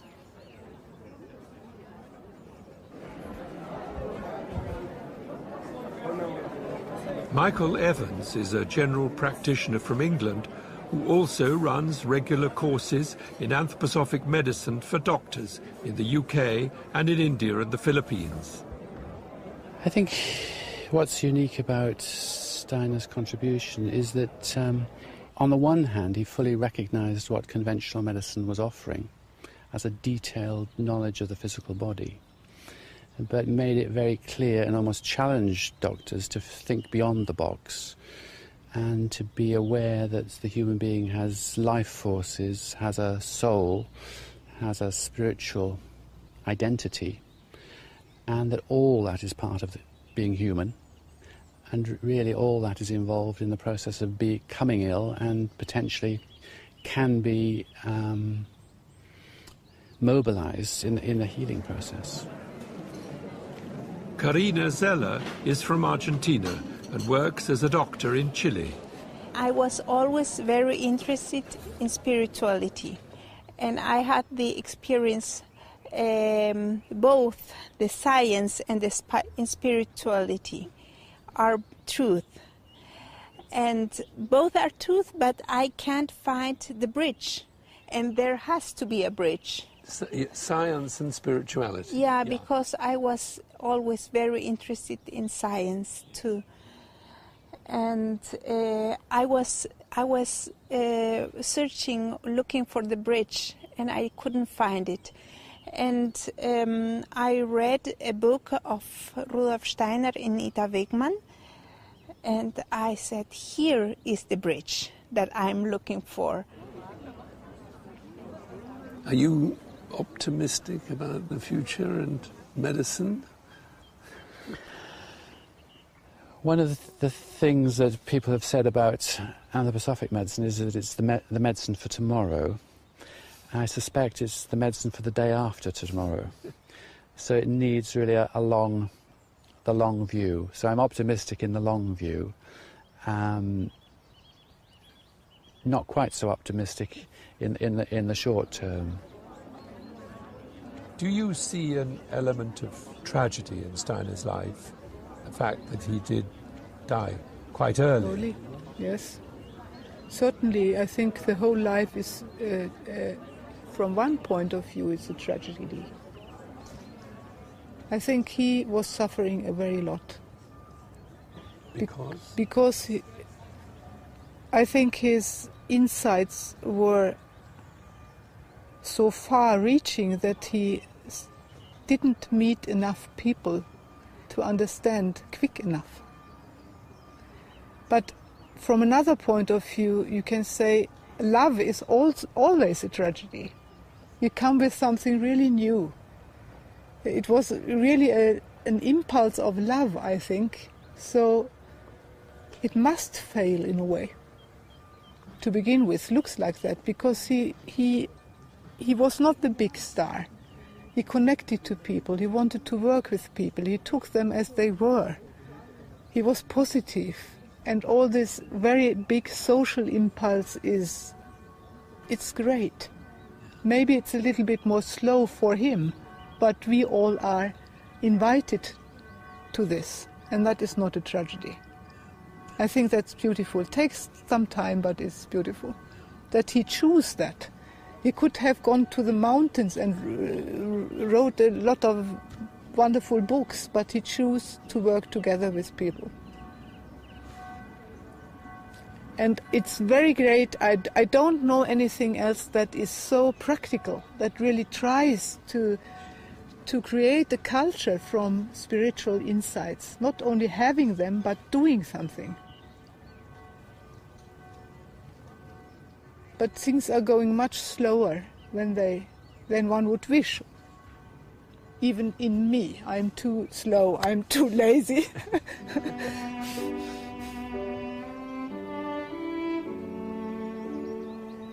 Slowly but surely might be one way to describe the progress of Rudolf Steiner's legacy, not only in medicine, but in all areas of daily life. He died nearly 100 years ago, on March the 30th, 1925.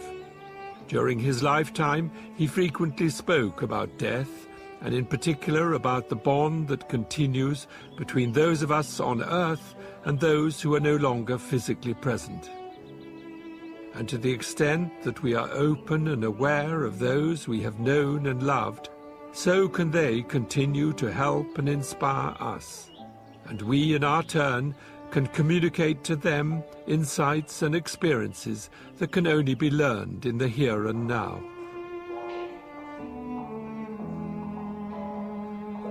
The essence of his message, as I understand it, a message that tries to communicate ancient wisdom in a form appropriate for modern consciousness, is that there is only one world, part seemingly hidden, part revealed, and that we human beings are not alone, not just in our daily lives, but in the universe at large.